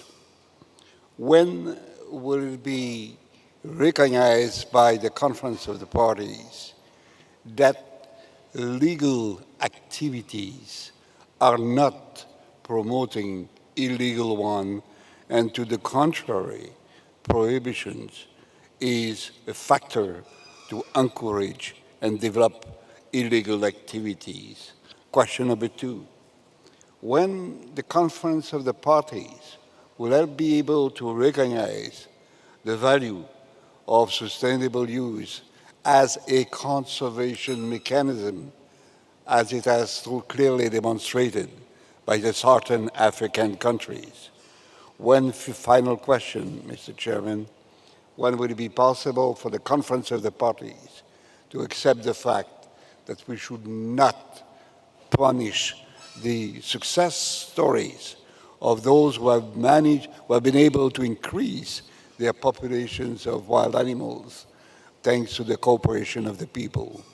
So those are the questions I'd like to ask before, in front of this proposal. Thank you, Chair. Thank you, IWMC. So to sum up, we've had a fairly extensive debate. I've heard support for Zimbabwe's proposal. I've also heard significant opposition as well. So I would like to go back to Zimbabwe, offer you the floor, and ask for any reflections on what you prefer as the best way forward. So Zimbabwe, you have the floor. Thank you, Chair. We appreciate the ongoing discussion, and also we appreciate all the divergent views that has been reflected in this COP committee.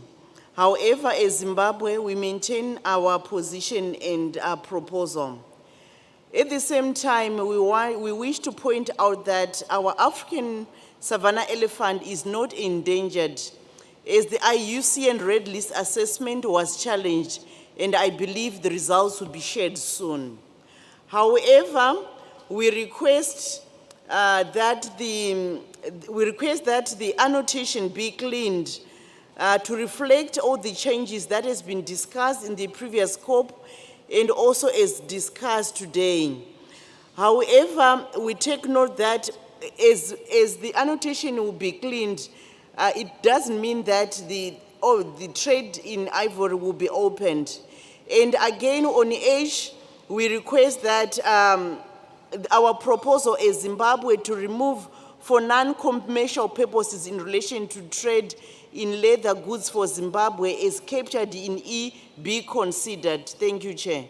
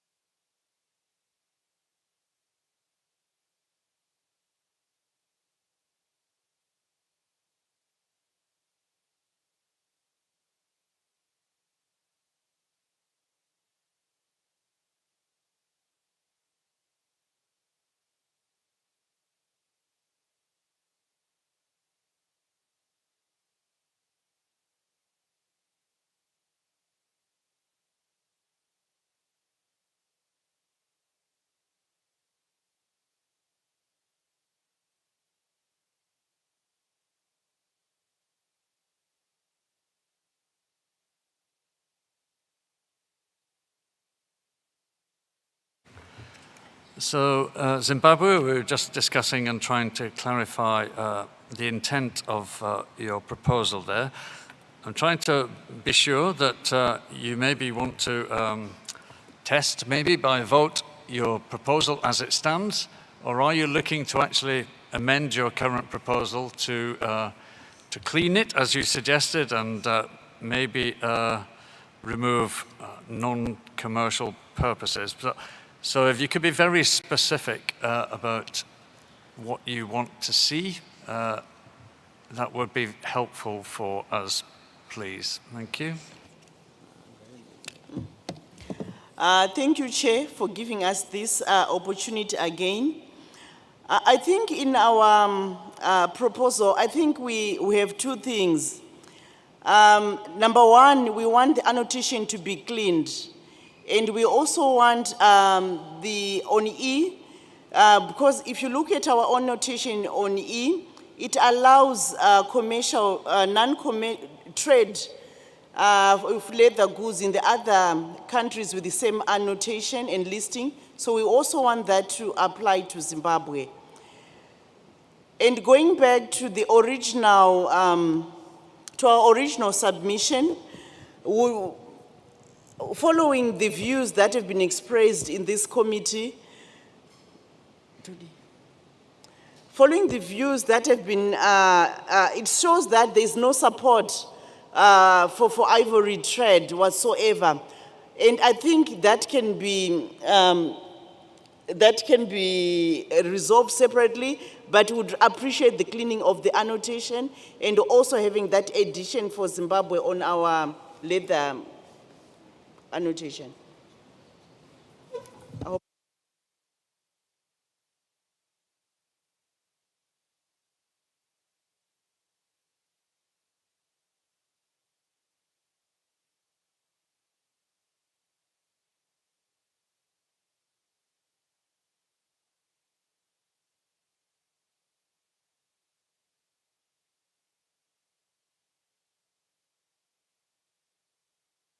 So I think we understand your point about paragraph E in the annotation about trade in leather goods. But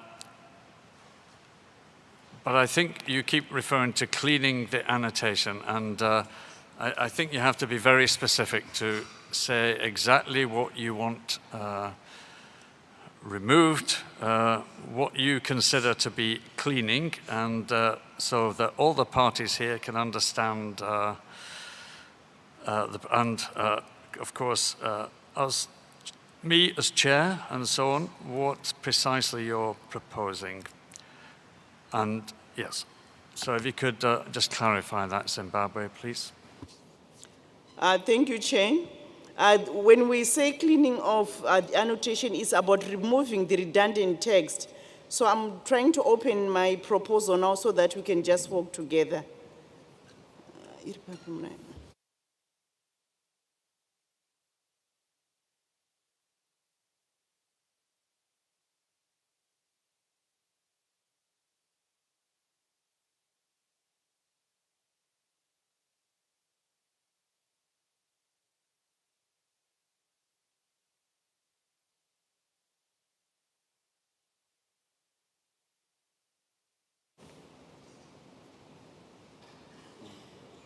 Okay.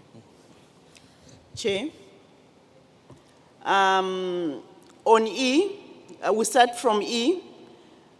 We trade in leather goods for commercial or non-commercial purposes for Botswana, Namibia, South Africa, and Zimbabwe. And we strike through from end to the end. That's E. Thank you. We've On got that. 4, we strike through 4, we remove 4.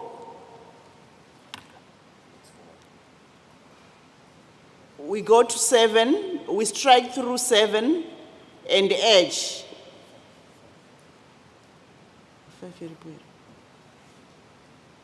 And 5 as well. We just strike through that, and on 6, it remains, 6 remains. 6 remains. H, we also strike through H.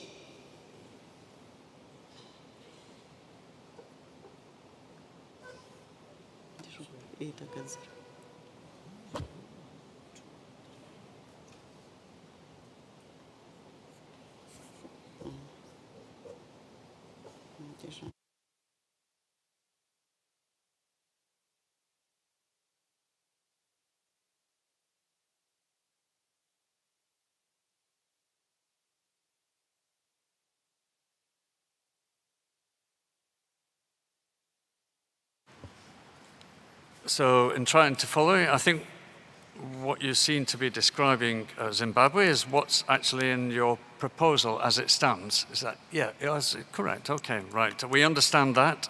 We thought you were perhaps looking to make some change. So can I be clear that you would like to resolve this, whether you would like to put it to a vote to determine the outcome? Yes, we go for a vote.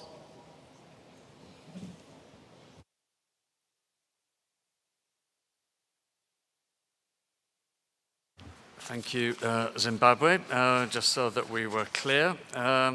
So we will now move to a voting procedure. If I find my bits of paper. If we can ensure that all delegates are seated and remain seated during the process. So, beginning the voting procedure, this is a vote for proposal number 4, submitted by Zimbabwe. This vote is a normal vote. The vote of the European Union will be cast by the delegation of the EU. This is a vote to amend the appendices and thus requires a 2/3 majority. If you vote yes, you're voting in favor of Zimbabwe's proposal, and if you vote no, clearly you're voting against it. So I'll just check that the technicians are set.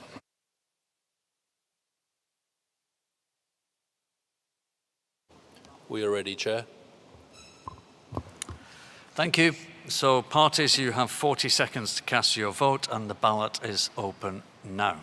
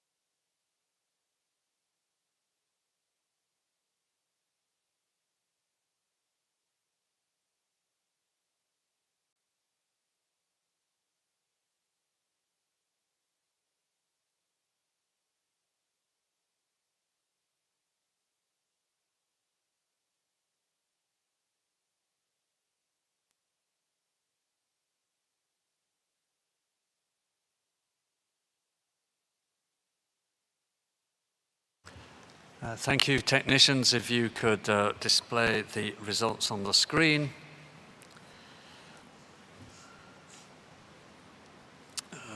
So this proposal is not adopted and failed to reach the 2/3 majority. So I've actually remembered this time. Would the technicians display the individual party votes on the screen, please?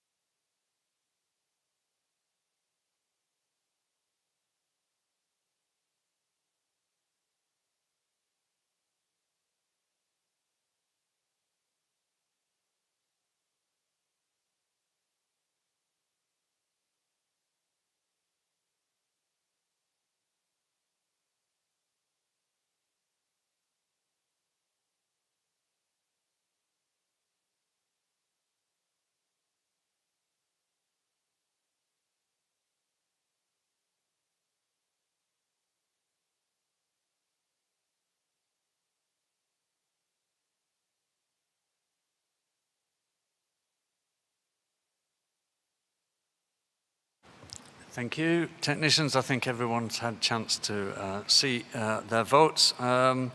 So we will now move on to proposal number 5, which again deals with African elephant and proposes to transfer the populations of Botswana, Namibia, South Africa and Zimbabwe from Appendix 2 to Appendix 1, proposed by Burkina Faso, Equatorial Guinea, Mali and Senegal, and I invite one of the proponents to introduce the proposal.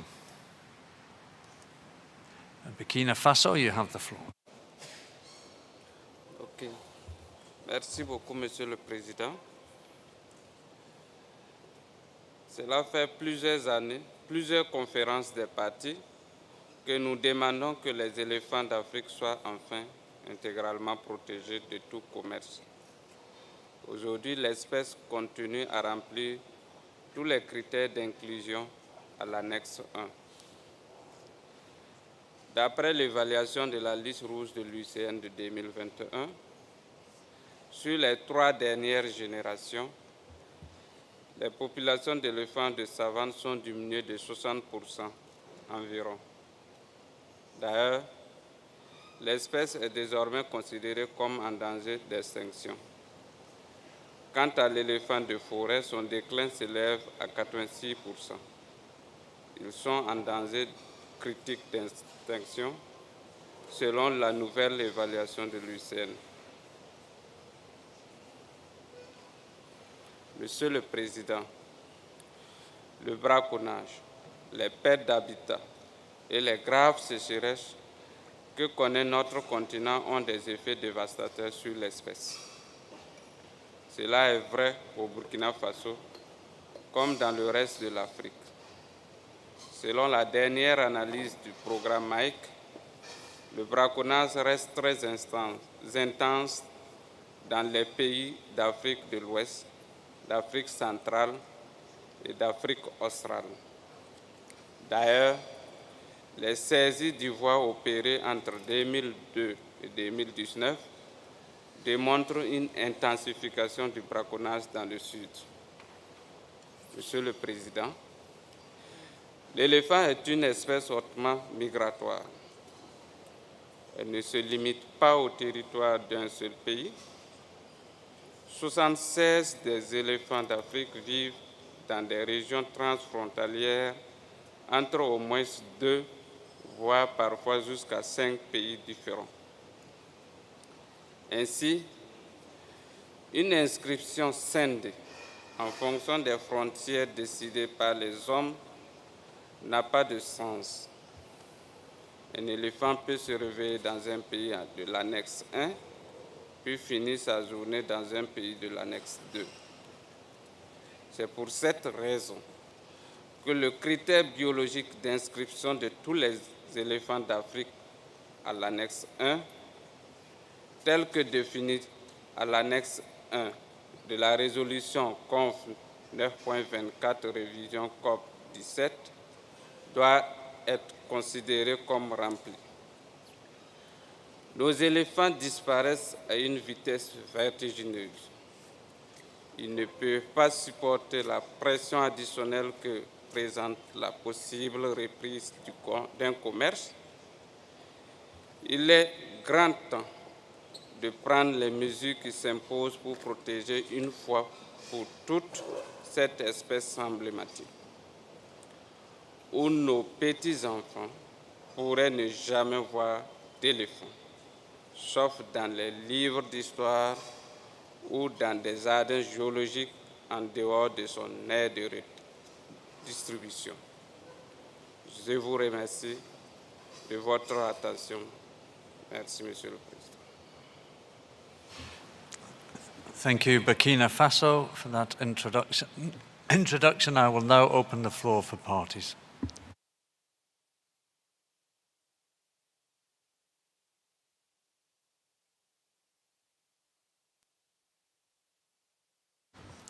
So I give the floor now to Benin, followed by Togo.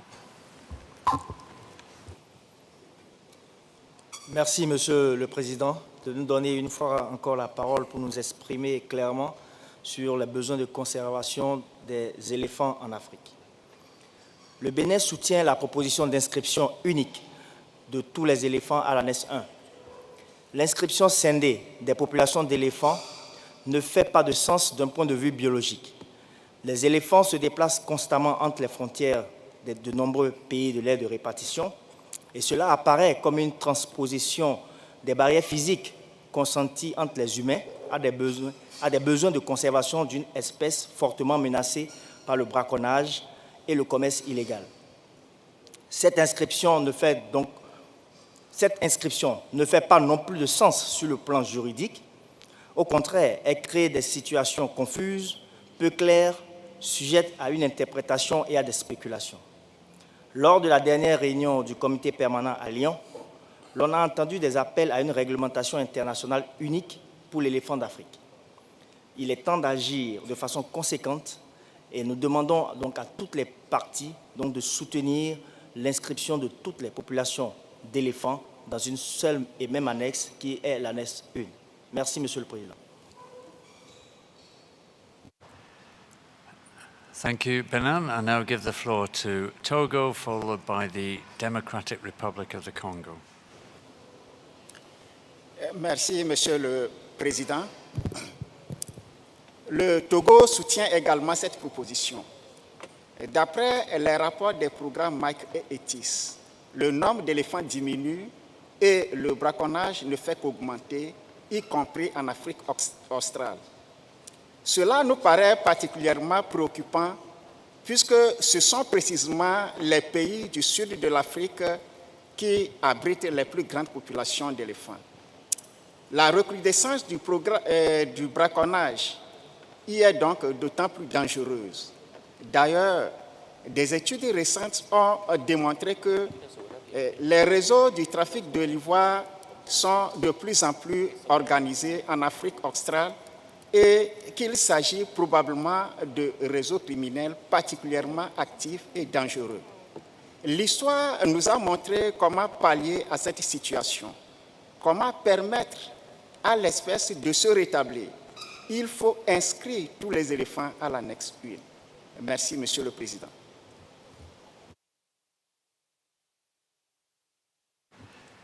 Thank you, Togo. Democratic Republic of the Congo, followed by Botswana. Merci, Monsieur le Président, de la parole. La République démocratique du Congo, qui est en même temps président en exercice de la SADC, qui est la communauté de développement des États d'Afrique australe, juge que cette proposition est dépourvue réellement de bases scientifiques solides. La RDC, mon pays, pense que l'inscription à l'annexe 1 n'apporte aucune solution au problème de braconnage. Au besoin, l'aggrave. Tout récemment, nous venons d'examiner la proposition précédente où tous les intervenants ont reconnu les efforts de conservation des pays d'Afrique australe en matière de leurs éléphants. Et cela n'a été contesté par personne parmi tous les intervenants ici dans cette salle.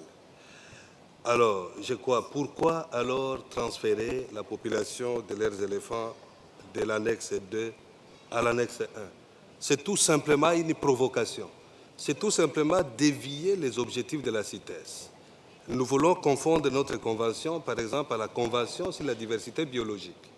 La CITES doit encourager le commerce. Et j'insiste que le commerce doit être légal, durable et traçable. Là où les efforts de conservation sont visibles, comme pour ces éléphants des pays d'Afrique australe qui sont à l'annexe 2, ça ne sert à rien de passer à les punir. Si la proposition était adoptée de transférer ces éléphants de l'annexe 2 à l'annexe 1, mon pays émettrait une réserve. Je vous remercie.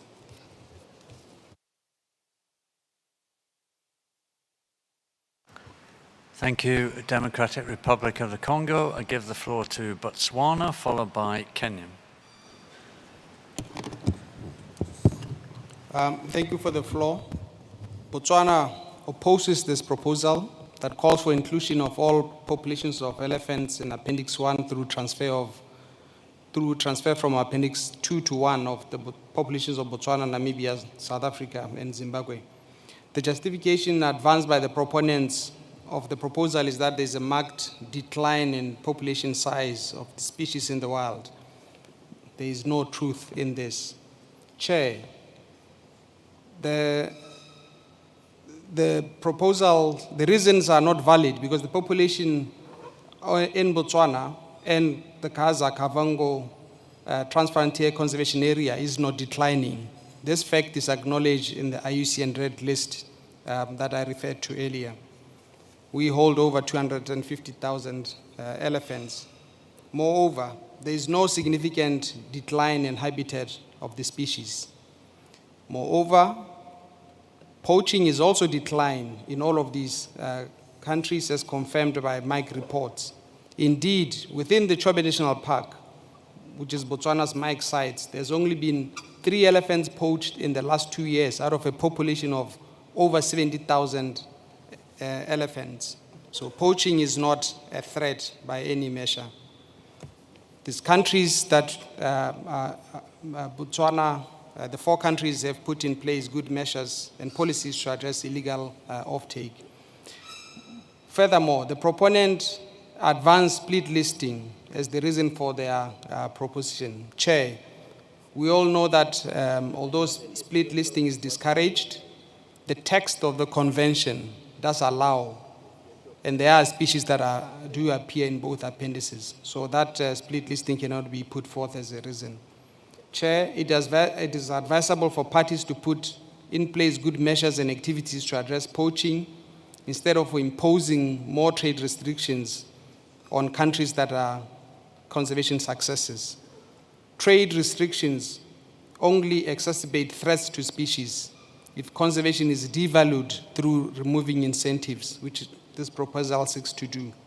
So Botswana calls for non-support of this proposal because the biological criteria as stipulated in Resolution 9.24 revised at CoP18 are not met, and we trust other parties will support us in this regard. Thank you, Chair. Thank you, Botswana. And I'd said earlier we would continue till 6 p.m. It's nearly 6 now, but the interpreters have kindly given us more time, so hopefully we can perhaps conclude this proposal tonight with their indulgence. So I would ask everybody to keep their remarks as brief as possible. I now give the floor to Kenya, followed by Niger. Thank you, Chair. Chair, Kenya remains opposed to the split listing of the African elephants. Chair, as I mentioned earlier, Kenya has had 2 regimes in its elephant conservation agenda. There was a regime when trade was legal, the regime that ended in 1989. That regime saw Kenya's elephant population reduced from 167,000 to 16,000 in 1989, when Kenya and other countries petitioned the COP to list the African elephants on Appendix 1. Mr. Chairman, for Kenya, and I think with many other states, this listing on Appendix 1 worked and created a breathing ground. We had a policy that enhanced law enforcement, lots of investment, and we reversed the poaching trend that could have seen Kenyan's population go to extinction,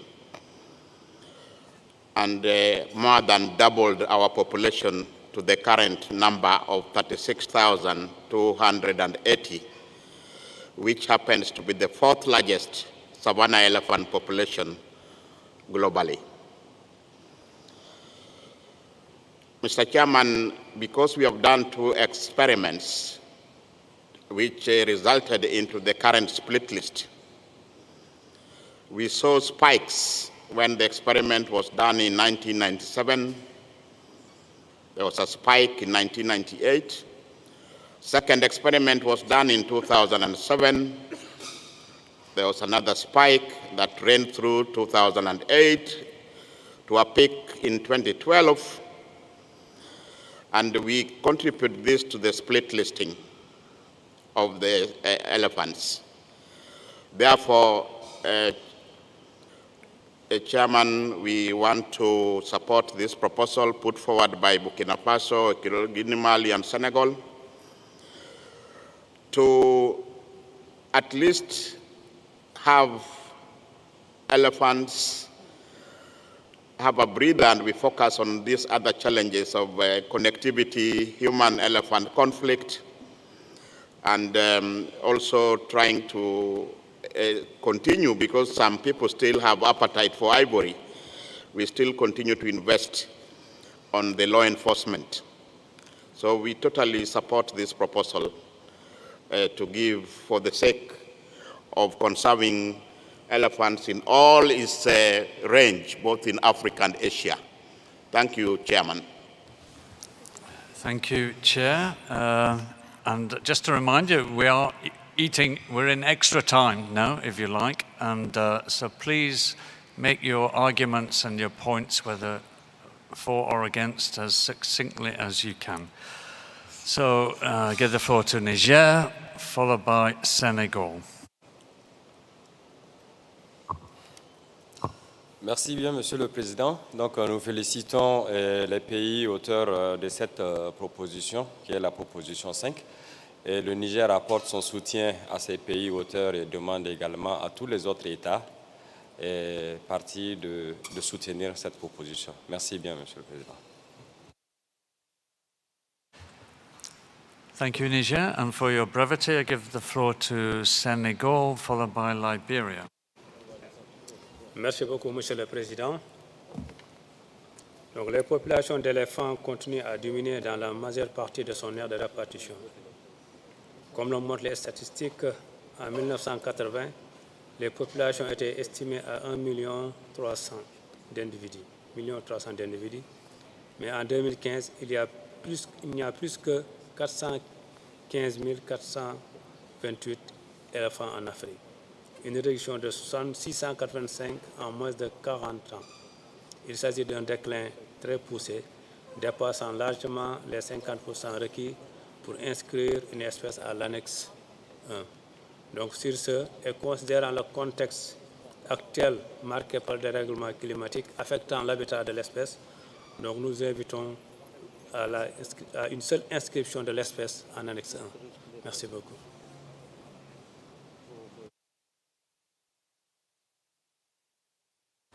Thank you, Senegal. I give the floor to Liberia, followed by Panama. Thank you, Chair. Liberia would first of all like to congratulate the authors of this proposal, and Liberia stands supportive of a position to oppose the split listing of all African elephants by the CITES Convention, and we highly support the proposal put forward by the authors of the particular proposal to be able to give room for sustainable conservation of this species and to be able to have all range states that have the species presence to be more monitored and regulated in terms of trade. Thank you. Thank you, Liberia. I give the floor to Panama, followed by the European Union. Gracias, presidente. Felicito a los proponentes. Una propuesta coherente basada en ciencia, en facilitar implementación y evitar problemas de trazabilidad.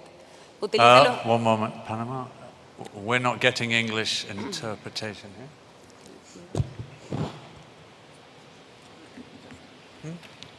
Okay. If you could start from the beginning, please, Panama. Yep. Sorry. Thank you, Chair. Felicito a los proponentes, ya que es una propuesta coherente, basada en ciencia, en facilitar la implementación y evitar problemas de trazabilidad. Utiliza los análisis de la UICN, una de las organizaciones con mejor reputación y que tiene criterios claros cuando evalúan las poblaciones. Para algunos que dijeron que la caza de elefantes no es un problema porque el mercado está cerrado. Si se abre, el mercado eso incrementaría por la alta demanda. La propuesta pasada no hacía sentido, especialmente porque hablaba de elefantes muertos, pero decía que iba a mejorar el conflicto entre elefantes y personas. Pero si solamente son de elefantes que mueren naturalmente, esto no iba a ayudar en lo absoluto. Felicito a los proponentes e invito a las partes a aprobarla, ya que las comunidades que dependen de estos se pueden beneficiar muchísimo más por el turismo de ver estos animales magníficos que por el tráfico de marfil que solo beneficia a algunos.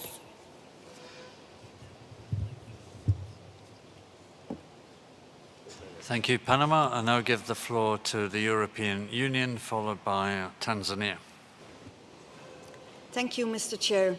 The EU and its member states continue to believe that the population of Loxodonta africana in Botswana, Namibia, South Africa, and Zimbabwe do not meet the biological criteria for inclusion in Appendix 1. It's also clear that those range states involved do not agree with this uplisting. Therefore, we do not support the uplisting of all African elephants in Appendix 1. Thank you.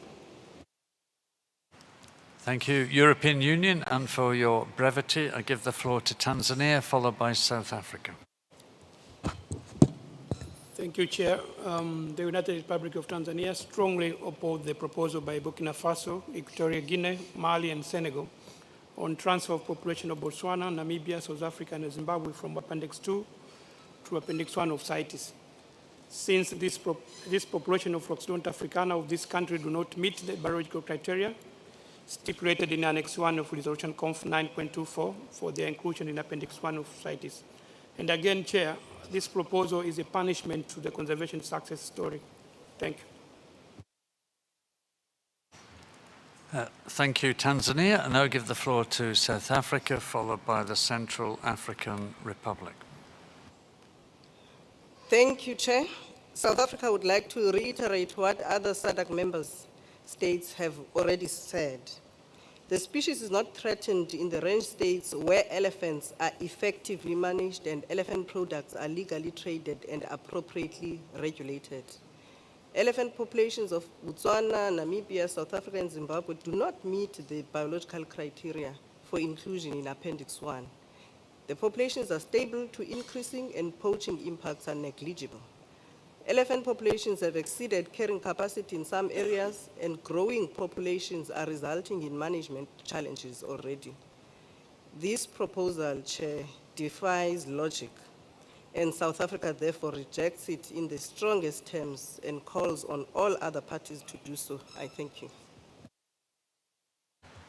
Thank you, South Africa. I give the floor to the Central African Republic, followed by Eswatini. Merci, Monsieur le Président. La République centrafricaine pense que la proposition 5 vient de corriger la proposition 4 qui vient d'être rejetée par le comité. Et afin d'éviter le commerce de l'ivoire et encourager la conservation de ces espèces d'éléphants d'Afrique, toutes les espèces doivent être inscrites à l'annexe 1. Donc la RCA appuie totalement la proposition 5, qui est celle d'inscrire toutes les populations d'éléphants d'Afrique en annexe 1. Merci, Monsieur le Président.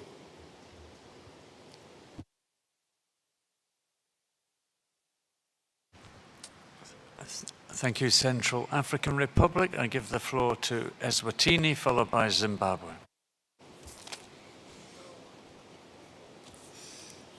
Thank you, Chair.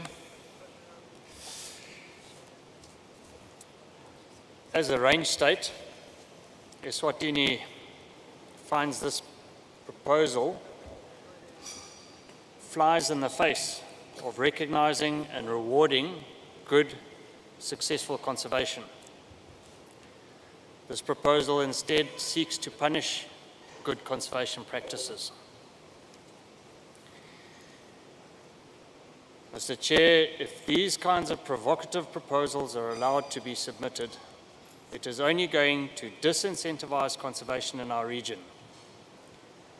This type of long-reach proposal is in effect a challenge to other countries' sovereignties. Further, the biological criteria of this proposal do not meet or do not support the population being placed in Appendix 2, let alone Appendix 1. This proposal is simply illogical. The split listing has not promoted the decline in Southern African countries of elephants. In fact, Southern African countries have experienced increases in the elephant population since the split listings occurred. I would therefore advise the proponents and their supporters to concentrate on their own conservation measures for the benefit of their own elephants, instead of attempting to disrupt the successful conservation measures elsewhere. This proposal should be rejected for what it is. Thank you. Thank you, Eswatini. I now give the floor to Zimbabwe, followed by Japan. Thank you, Chair. Chair, Zimbabwe feels that this proposal is mischievous and there's no grain of truth in it. What we are seeing here, Chair, is geopolitics, which has got nothing to do with conservation. Chair, the populations of Botswana, Namibia, South Africa, and Zimbabwe account for most of the African elephant population. The elephant population in these parts of Africa is stable and increasing, though there is poaching in some parts. Through the CITES MIC program, it has been confirmed that pike is at its lowest. The elephant populations of these 4 countries do not meet the criteria for listing in Appendix 1. There is no evidence that the populations of these 4 countries have declined. There is also no evidence provided to support the argument that the current split listing creates enforcement problems as stated in Burkina Faso, Equatorial Guinea, Mali, and Senegal proposals.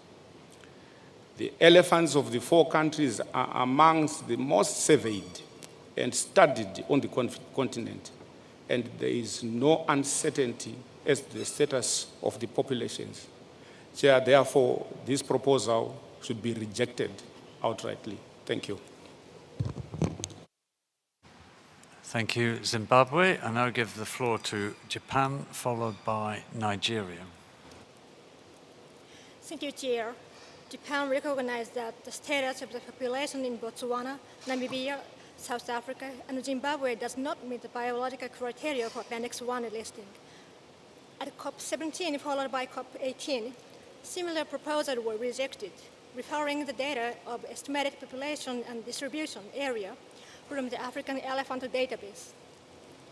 Also, Japan strongly recommends taking into consideration the opinions of range states in Southern Africa. These countries have been exploring the way to make efforts for elephant conservation through sustainable use. In conclusion, Japan opposes to this proposal. Thank you. Thank you, Japan. I now give the floor to Nigeria, followed by Rwanda. Thank you, Mr. Chair. The protection of African elephant requires a global and single legal framework, sending a clear message that all trade in ivory or other elephant products is prohibited. The only way to achieve this is to list all populations of African elephants in Appendix 1. So we therefore support the proposals by the proponent. Thank you. Thank you, Nigeria. I give the floor to Rwanda, followed by Zambia. Thank you, Chair. I'll be precise. Rwanda does not find any merit in the proposal and finds these populations of Botswana, Namibia, South Africa, and Zimbabwe with stable growth and not undergoing any marked decline, as well as they do not have a restricted range. Therefore, these populations do not meet the biological criteria for inclusion in Appendix 1. Rwanda does not support the proposal. Thank you, Chair. Thank you, Rwanda. I now go to Zambia, followed by Namibia. Thank you very much, Chair. Let us remember the criteria for Appendix 1. Species which is freely available on the CITES website, and in a case we've forgotten. The arguments advanced by the proponents and their supporters is inaccurate and lacks the scientific rigor for an uplifting. The uplifting of the population from the 4 countries will not in any way address the challenges and conservation failures faced by the proponents. Clearly, the populations of the elephants in the 4 countries are not declining and thus do not meet the biological criteria set out by CITES, and therefore this proposal should not be supported. I submit. Thank you. Thank you, Zambia. I give the floor to Namibia, followed by the Congo.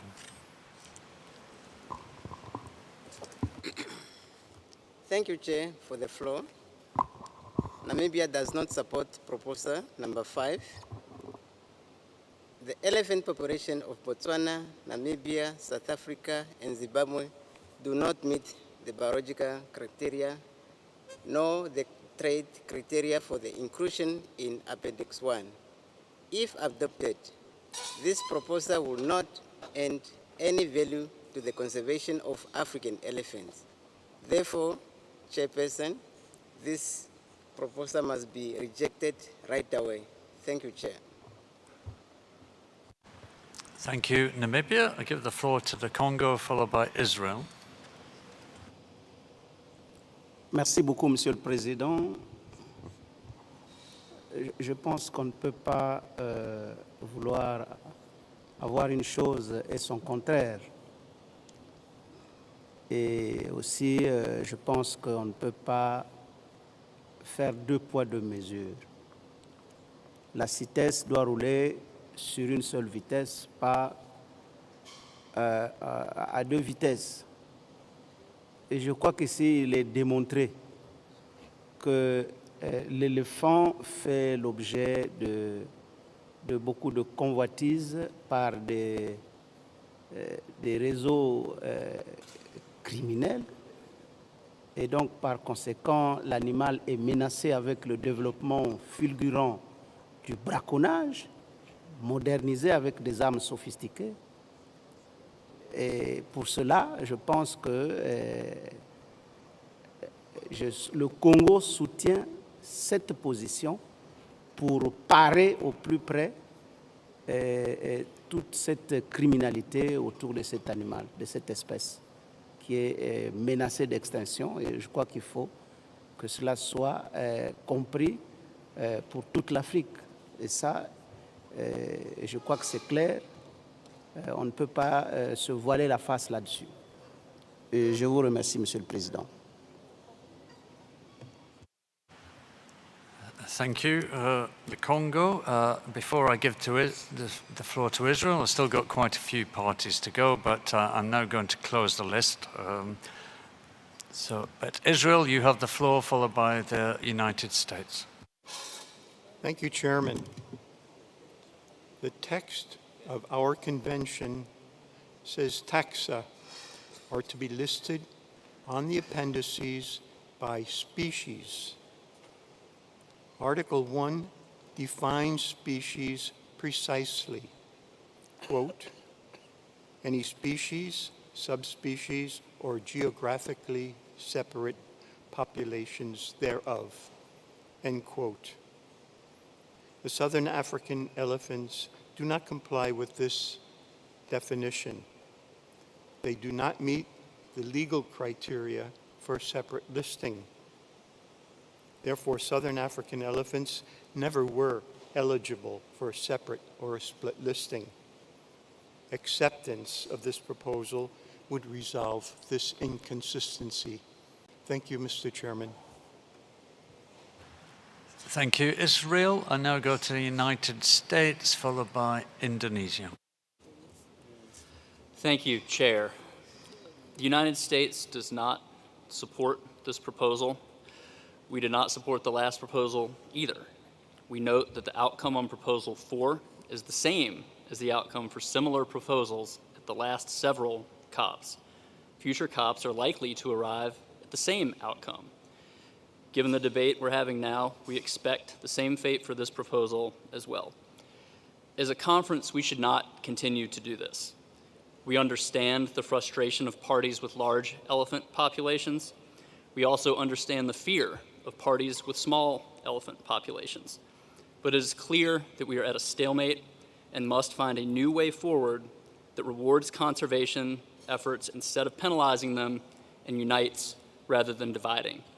Earlier today, the chair of Committee 2 established a working group on COP19 Doc 66.2.2 to discuss establishing a fund accessible to African elephant range states upon non-commercial disposal of ivory stockpiles, shifting the conversation away from the ivory wars and towards sustainable funding for range states to address human-elephant conflict, conservation efforts, and community development is clearly necessary.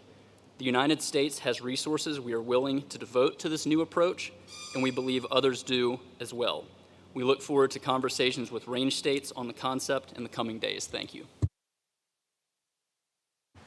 Thank you. United States, and now go to Indonesia. Thank you, Chair.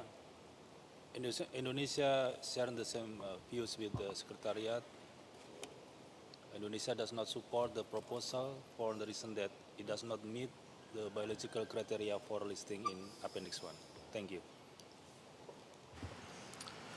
Thank you, Indonesia. We now move to Eritrea, followed by Uganda. Thank you, Chair. Data and information so far provided does not indicate that any of the four range states are which are the subject of this proposal have underwent market declines in their population in the wild. We understand that the elephant population in the four range states, namely Botswana, Namibia, South Africa, and Zambia, is big. Furthermore, criteria A, B, or C in Annex 1 of resolution confers to 9.24 of CoP7 do not seem to be met given the population of African elephants from these four range states. The South African elephant range states should be encouraged on their conservation efforts they have demonstrated and not be punished. We thus oppose the proposal. Thank you, sir. Thank you, Eritrea. And I'll give the floor to Uganda, followed by Malawi. Thank you, Chair. Chair, Uganda would like to align itself to parties that have objected to this proposal.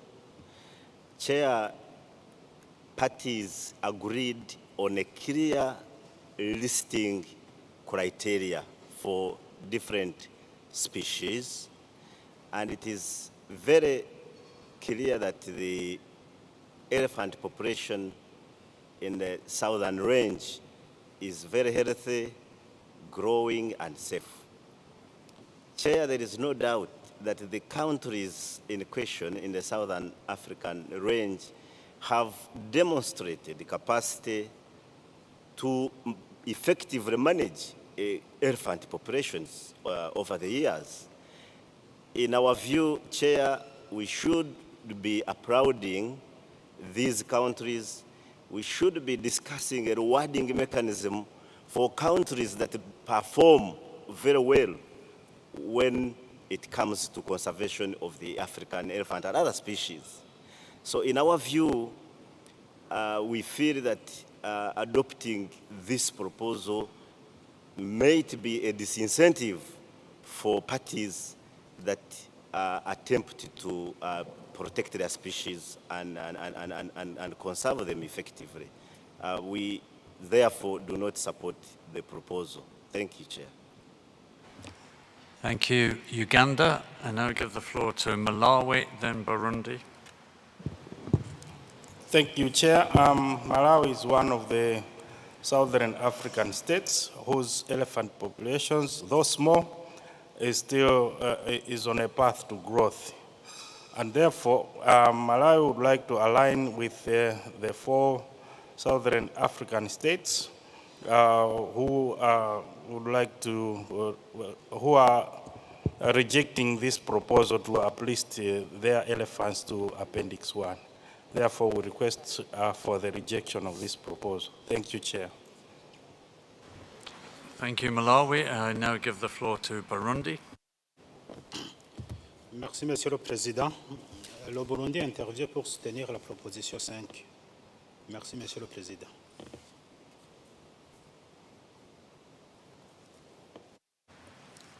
Thank you, Burundi. I see, Benin, you have requested the floor, but from my notes, you've already spoken, and I don't think we have time really to give second opportunities.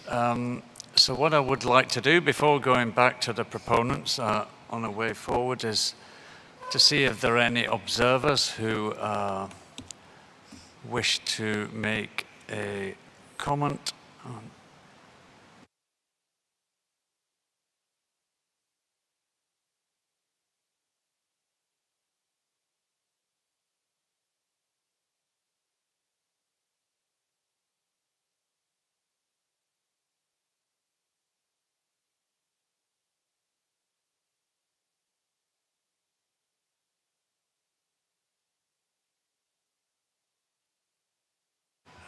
So I'll give the floor to a couple of observers. I will invite Conservation Force and Foundation Franz Weber. Conservation Force, you have the floor. Thank you very much, Mr. Chairman. And this is our first intervention, so warm congratulations for the way you are conducting this meeting. And we would like to intervene very briefly, Chairman, on the assessment of IUCN on the African savanna elephants. We had listened before to the remarks of Botswana and to the response of the IUCN African Elephant Specialist Group. That response, Chair, is not completely correct. There has been a ruling, and the ruling said verbatim that although the endangered listing was maintained, given that uncertainties, a range of categories, vulnerable, endangered is possible, being the vulnerable category also plausible. So for the sake of transparency and for the sake of giving a detailed and trustworthy range of information from IUCN, this is the right categorization of African savanna elephant. Thank you, Chair. Thank you, Conservation Force, and I'll give the floor to Fondation Franz Weber.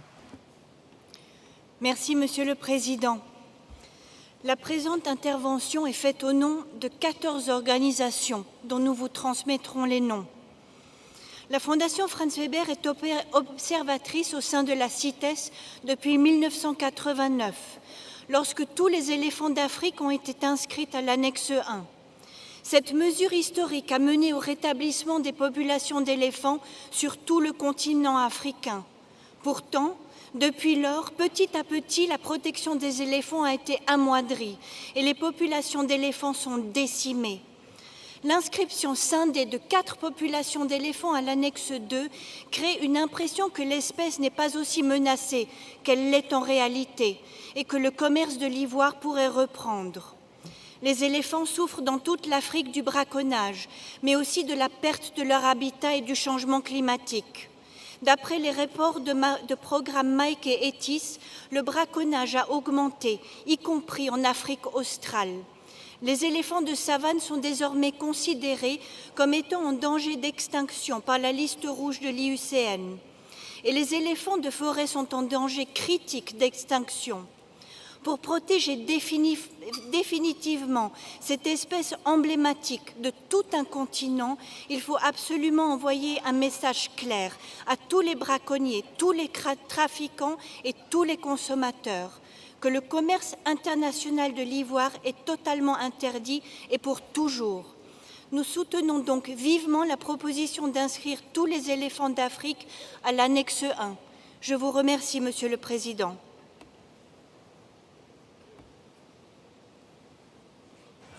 Thank you, Fondation Franz Weber. In the interest of time, I'm not going to offer the floor to any further observers. Benin, you still have your button pressed, but you have spoken once already, and I did close the list, and we don't have time, with respect and with regret, to give people second interventions. So what I would like to do now is to sum up. Clearly from the debate, I've heard a range of support. I've also heard a range of opposition. There's clearly no consensus in the room, and perhaps this can only be resolved by a vote, but I will go back to give the proponents, at least one of the proponents, the opportunity to offer any final reflections before I decide the way forward. So if any of you would like to comment.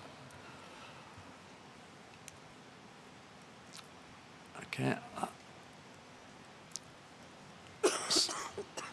So Burkina Faso, as a proponent, you have the floor. I would just like to hear not more arguments about the debate. We've had the debate. It's just how we go about how you, as a proponent, would like to resolve this absence of consensus. You have the floor. Ok, merci beaucoup, Monsieur le Président. Vous avez si bien résumé notre débat ce soir par rapport à cette proposition. Les avis sont partagés effectivement pour l'inscription des éléphants de l'AFNEX 1. Et effectivement, je conviens avec vous. Nous, en tout cas, nous maintenons notre proposition, notre position, et nous souhaiterons soumettre la proposition au vote. Merci. Thank you, Burkina Faso, and clearly that is probably the only way to resolve these differences of views on the proposal. So I will begin the voting procedure in a few minutes. So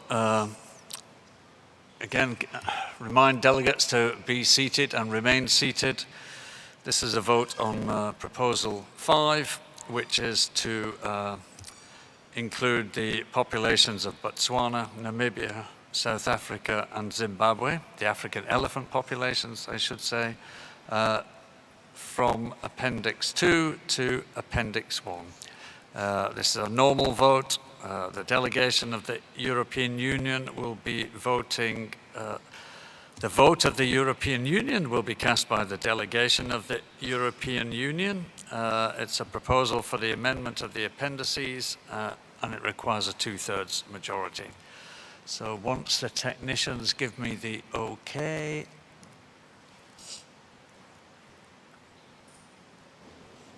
we are ready, Chair. Thank you. So parties, as always, we have people walking in from the right-hand side. So please, delegates, take your seats. And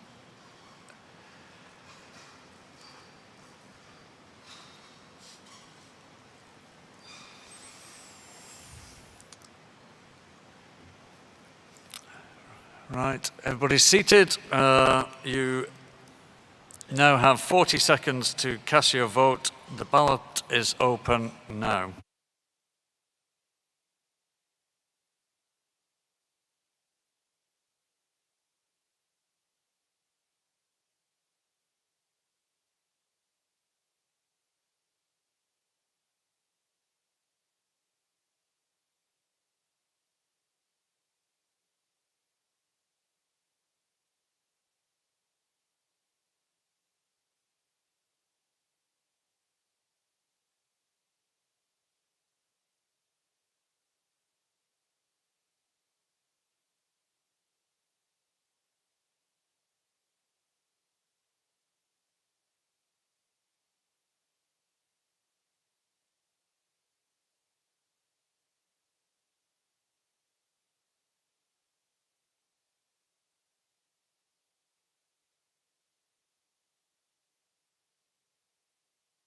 Thank you, technicians. If you could project the results onto the screen, please.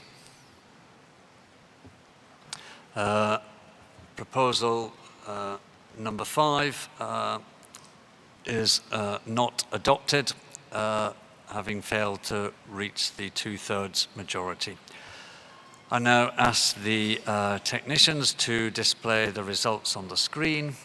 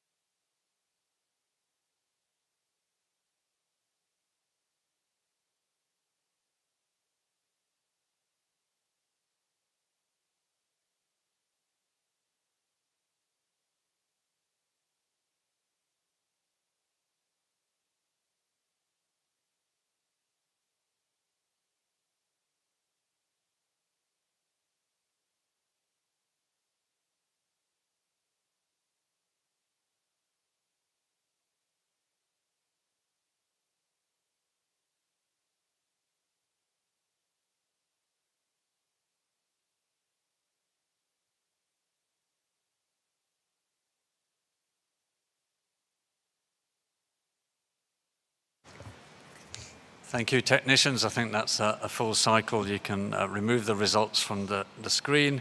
It's now 20 to 7, so we've gone significantly over time, but of course we did have a big interruption in the middle of the afternoon. I'd like to thank the interpreters for their indulgence. We're very grateful for them, helped us make progress this afternoon. Before you go, a reminder, take your voting card with you, but don't take the headphones. So you leave the headphones here and take the voting card and not the other way around. In the meantime, have a very nice weekend, and we will see you bright and early on Monday morning. Good evening.